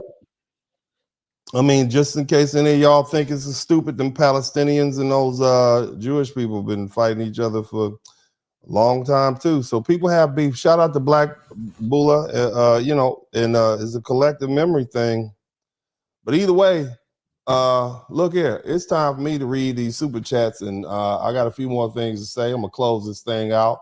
But again, this whole broadcast has been for my foundational Black American brothers and sisters. This is more than you all ever plan to know about Haiti and the Dominican Republic or the Caribbean. Most of you all still don't know what the St. Kitts and Nevis is.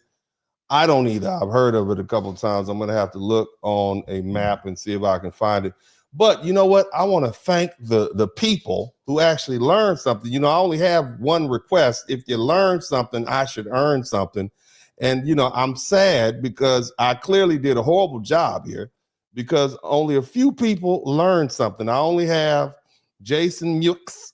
Thank you, Rosalind, and also Vic. You all learned something. Thank you so much on my Cash App. And unfortunately for me, I've done a horrible job because only 16 people have learned something after this 4 hours of broadcast about a subject that none of you all would ever understand, but which probably has gone a long way to free your mind and help you understand that what your gut feeling is telling you is that this is none of your business and it's more to it than the meat, more to than what you see, more than meets the eye. But anyway, shout out to Mr. 43TX. Thank you so much. We got 16 super chats. Maybe if you learn something, maybe we can get another 4 super chats and get me to 20. That would be cool. I'd appreciate it. But if you didn't learn anything, I don't earn anything. I'll do better next time. Urban Eagle, thank you for the $5 super sticker. Red Sigma, we cussing family. Big Red, thank you so much, fam. I appreciate you.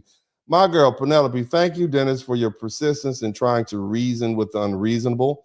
It takes a strong fighter to take on such a gargantuan task. I don't have the patience.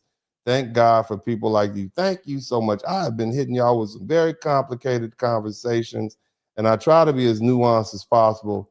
If you followed along with this conversation, some of y'all were mad at the Haitians, okay, because the people were mad at the Haitians, and y'all was calling them Tethers, and y'all was ready for them to go home. Y'all need to get them Tethers and get them out of here.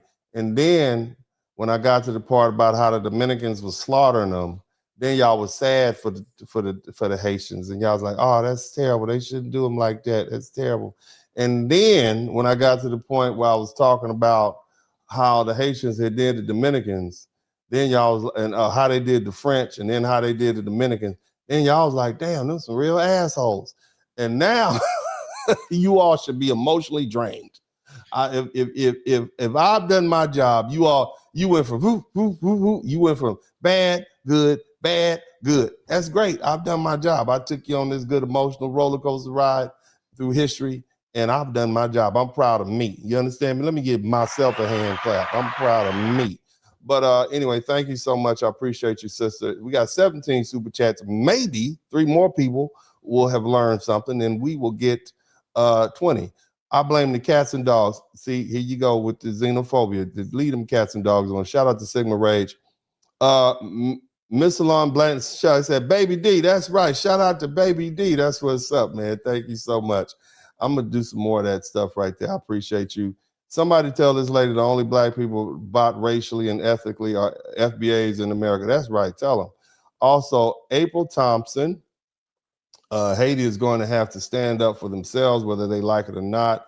Shout out to the $10 super chat. Thank you so much. Also, April Thompson, she said Haiti is going, oh, Lord, I missed one. Okay, ascending C3G Haitians in the past enslaved the Dominicans, and the Dominicans fought for their independence. That's exactly right. That's what we talked about. And again, like I said, the Dominicans don't speak English. They speak Spanish, so you would never hear what they had to say. But clearly, these people don't like each other, and they have a good reason why not. And so they've been, I mean, Haitians keep coming over there. If I had to fight somebody for 40 years and be under threat, and then we not cool. Don't come over here. We are not cool. Also, let me see here. Stop the cap in the chat. Manifest Destiny was the cause of Louisiana Purge. Ask the Mexicans. Right. Yeah, man, you just gotta roll with people. Shout out to Trujillo, was half Haitian through his mother. Yeah, all them people are mixed. This is great nuanced analysis. Thank you so much, Andrew FBI. I appreciate you. Eyes to see 5007. I appreciate you sharing this information.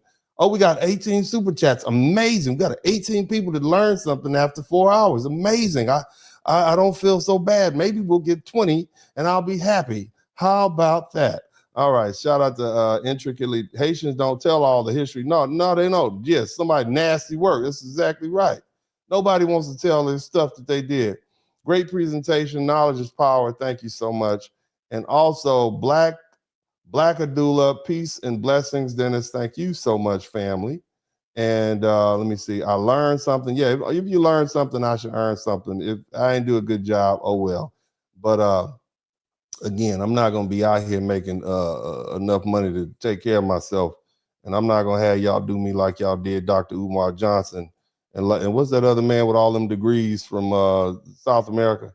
I ain't going to have y'all do me like that. So if you've been involved in a car accident, I'm going to need y'all to call me right now at 713-229-0770, because clearly, okay, with these $2 super chats, I can't even get 20 super chats after 4 hours.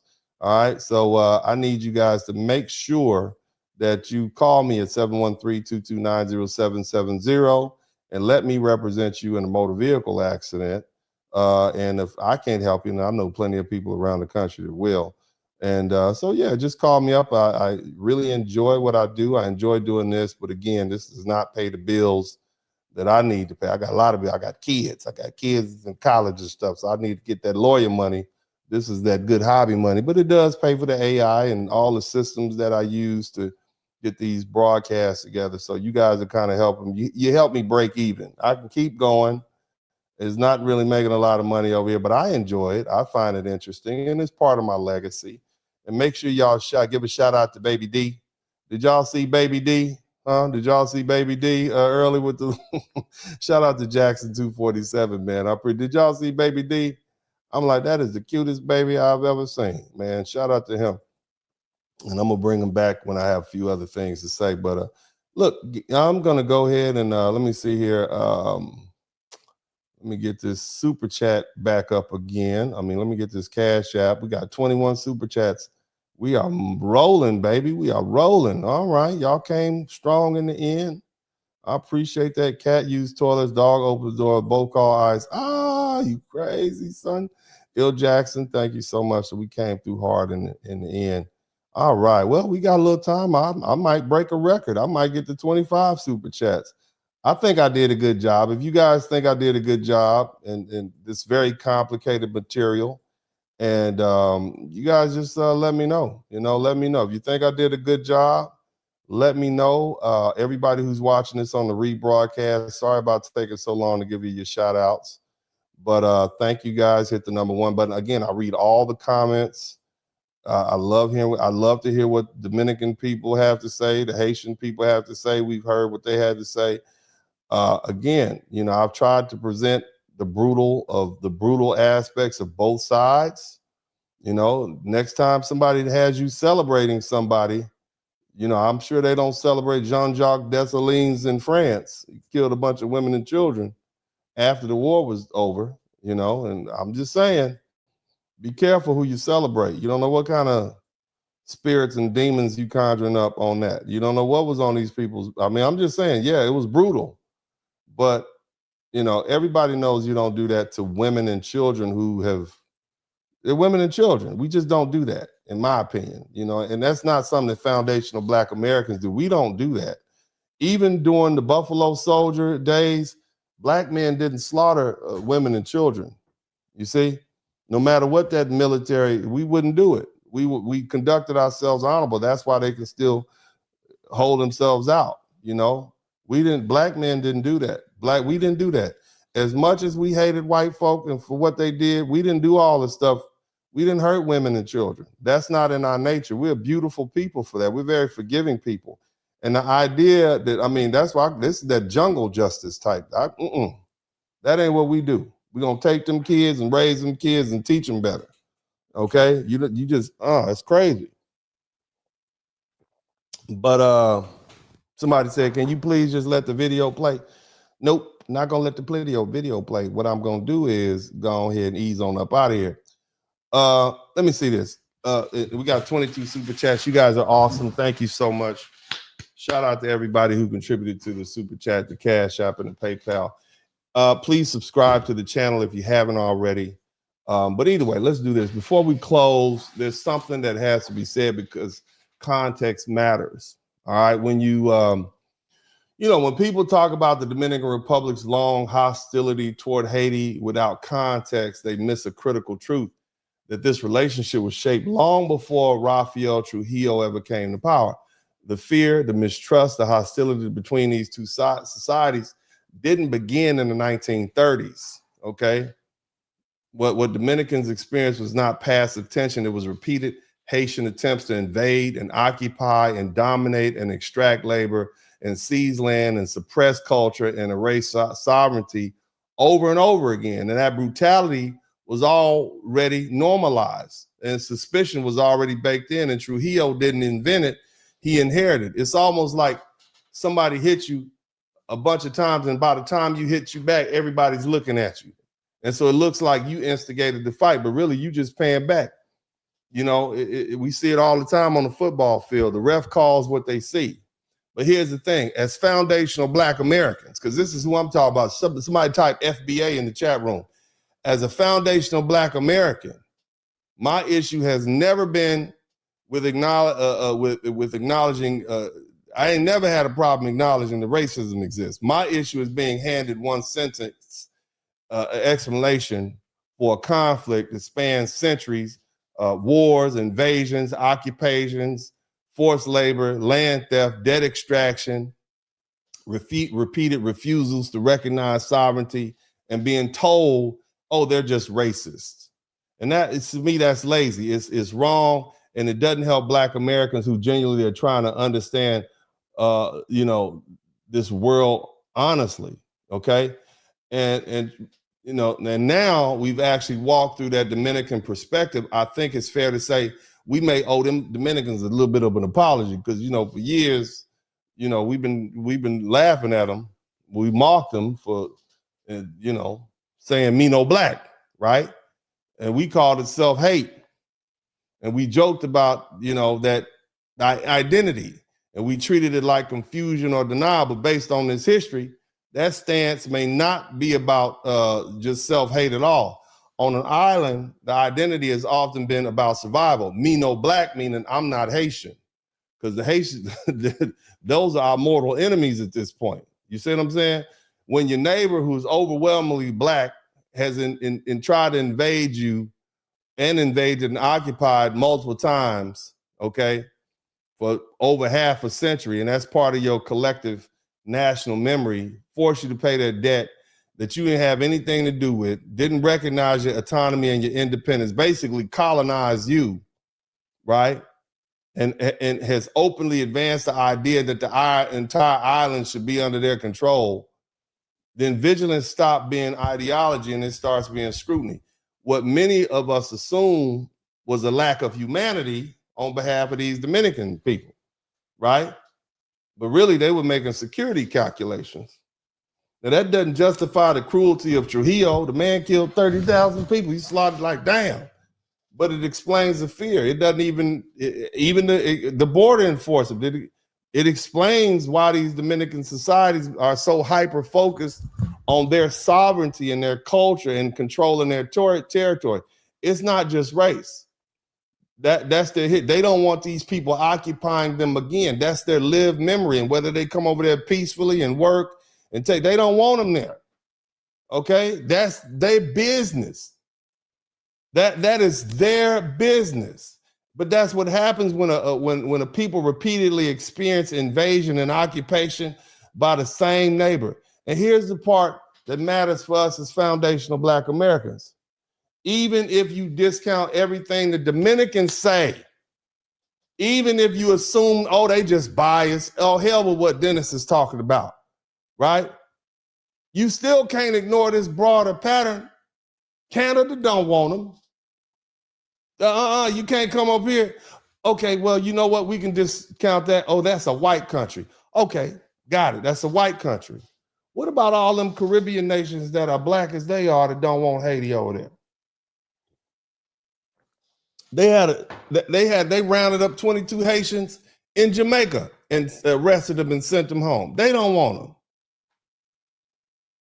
All these other black countries don't want these people. Same thing goes for these Somalians. Now I'm just focused on the Haitians right now. But I find it mighty interesting that Black Americans have developed the same attitudes about a lot of these tethers and Black immigrants who fled to our country that many of their own homeboys do and home countries do. It's not just us. Apparently, it's not just foundational Black Americans that see these people for who they are. Now they keep picking on brothers and sisters for saying we delineating from these. We tired of dealing with. We xenophobic. No, your own people don't want to deal with you. This is the regional consensus. It's not just your neighbors. It's not. They all don't want to deal with you. And at some point, it becomes fair to ask, why does nobody want these as neighbors? Why? And here we are as foundational Black Americans, very new to this thing, because we don't travel nowhere. Most Black people don't even have passports. We ain't going to Ghana. We ain't going to none of these countries. So we just now being introduced to these people. You see? And now we supposed to feel sorry for Haiti. We supposed to feel sorry for Somalia. And I'm going to jump on Somalia's ass later on this week sometime. But regarding Haiti right now, these people have been in continuous internal conflict and gang rule and political instability and violence upon violence against their own people and other people. Did you hear the person? They proud of the fact that Haiti went around to other countries waging war. You want us to go to war? You want us to go to war? Yeah. You understand what I'm saying? They're proud of the fact. Their claim to fame is that they basically, had a revolutionary war, and to end the war, they slaughtered a bunch of men and women and children who, after the war was over, who were innocent civilians. You understand what I'm saying? And then they proud of the fact, yeah, we sent troops here, we sent troops there. That's what you proud of? Very warlike people, sounds to me. Sounds like an invading force. Your neighbors don't even like you because you come over there and you occupy. It's the same attitude that we have. That's that arrogance that foundational Black Americans see. And we see the same thing in these Somalians. Look, family, nobody forces a society to fight itself. Nobody makes leaders exploit their own population. That's not something outsiders can cause forever. At some point, responsibility becomes internal. And for years, foundational Black Americans assumed that this was all about race. You know, we didn't want to seem xenophobic, but clearly it's more complex. And Africans were on that particular island before Haiti existed. Black people were there before the French arrived, and Dominicans know what Black is. But when Black became tied to invasion and occupation and forced identity and a constitution that erased the difference between by decree, it makes sense why these Dominicans rejected being folded into that framework, that different culture, different history, different memory. And that deserves respect. So as foundational Black Americans, you know, here's the thing, you know, we're not here to carry nobody else's burden. You understand? And we're going to be done being guilted into ignoring people's history. We're going to be done being told to override our instincts about people in the name of, racial unity, or Black racial unity. You understand? We're going to make some calculations. It's not hatred. This is discernment. This is self-respect. And once you actually understand history, the fear and the pattern, our position stop looking cold. It starts looking rational. Now, here we go. Let me bring this thing on home. Let me start off by saying we don't care. Foundational Black Americans said, look, we're not carrying your burden anymore. It's not because we lack compassion. It's because something in our soul has us having a better understanding of what's really going on. It's because we see reality clearly. Clearly, the United States is closing its doors. Canada's closing its doors. Caribbean nations are closing their doors. Everybody sees Europe is closing its doors. Everybody sees the same strain, the same instability, and the same limits. Yet somehow, only foundational Black Americans expect to feel guilty for saying it out loud. We're not confused. We're not heartless. We're being honest. Look, temporary protected status, or whatever reason you are in this country, if you didn't come here the right way, you got to pay the price. The jig is up. But as far as TPS, it's called temporary because it was never meant to be permanent. And see, trying to run a guilt trip on us is not a policy solution. Trying to get us to get out there and fight with ICE on your behalf, that ain't gonna happen. And I hope that after this broadcast, right, I think it's fair to say our apprehension was justified about all of these immigrants, whether we talking about Latino immigrants, Asian immigrants, Black immigrants. They have all practiced some sort of anti-Black, intra-racial animosity towards us. And our experiences are justified because when you look at these histories of these people, our instincts were right. This is not just foundational Black Americans saying enough of this is enough, send these people home. This is the reality playing out across the entire Black diaspora. Other Black countries don't want Haitians. Other Black countries don't want Somalians. Haitians own Caribbean neighbors don't want them. Africans don't want Somalians, and they're next to each other. When you talk about the Caribbean islands, they're refusing these people. Canada don't want them. Shout out to Torrin Jones. And like I said, when it comes to the Somalis, you heard it directly from the Africans. They don't trust them. They don't want to be around them either. So let's stop pretending that it's just Black Americans' problem. Stop calling us xenophobic Stop telling us that we're anti-black or whatever because we want to delineate from you people. Your own people that know you don't want to be around you. See, what we're seeing is a pattern. These groups have been openly tribalistic. They've been warlike. They've come to our country, benefited from our struggle, our culture, and our political capital, and then turn around and try to exclude us, and they disrespected us, and they talked down to us. They didn't unify with us. We wanted these people to unify with us. We part of the civil rights movement was the Hart-Celler Act. We wanted to bring these people over here in 1965. We thought, okay, brother, come on in. We can get down with each other. Pan-Africanism has been a one-way street. I don't care how many times that little boy go over there to Africa. I show speed. I don't care how many times he go over there.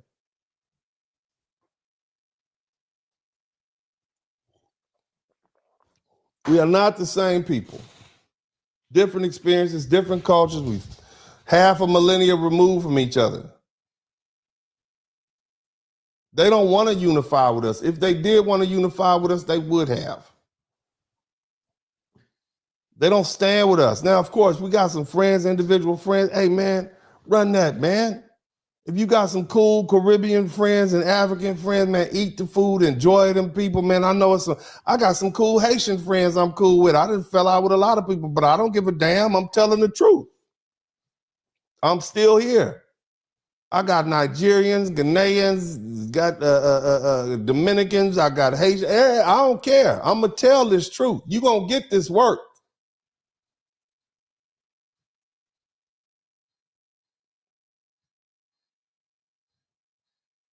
You don't stand with us as a collective. It's different on an individual basis. You can have individual friends, but when it comes to group dynamics, you don't stand with us. Same thing go for the Latinos and everybody else. I got some cool Mexican homie SAs. Love them to death. And they might be cool with me, but group to group, it ain't the same. They don't stand with us. And now, when the consequences arrive, they want Black Americans to come rescue them from ICE. Hell no. And see, at some point, people have to reap what they sow. If your own Caribbean brothers and your own African brothers and sisters don't trust you, if your own neighboring countries won't take you in, if other Black nations won't absorb you, even if our friendly neighbor to the north, Canada, is saying no, then maybe, just maybe, the issue isn't Black Americans. Maybe we're not xenophobic. Okay? Maybe it's just that nobody wants fleeing tethers in their country. So why should we? If we're not obligated to carry everyone, we are not. We can't do it. We're not required to sacrifice our community, our resources, and our future for people who never saw us as family in the first place. Somebody type Akata in the chat room. Somebody type culturalist in the chat room. And I think I can speak on behalf of, I'm not going to say I'll speak on behalf of all foundational Black Americans. I can speak on behalf of a lot of them. When I tell you that we are tired of being guilted into solving problems that are not ours, especially people who have shown us nothing but hostility. It's not hatred. It's self-respect that I'm showing. And it's time to protect our people and our culture and our future and send these folk home. This is Uncle D. I love you all. I appreciate everybody. And as I always say at this time, I'm out.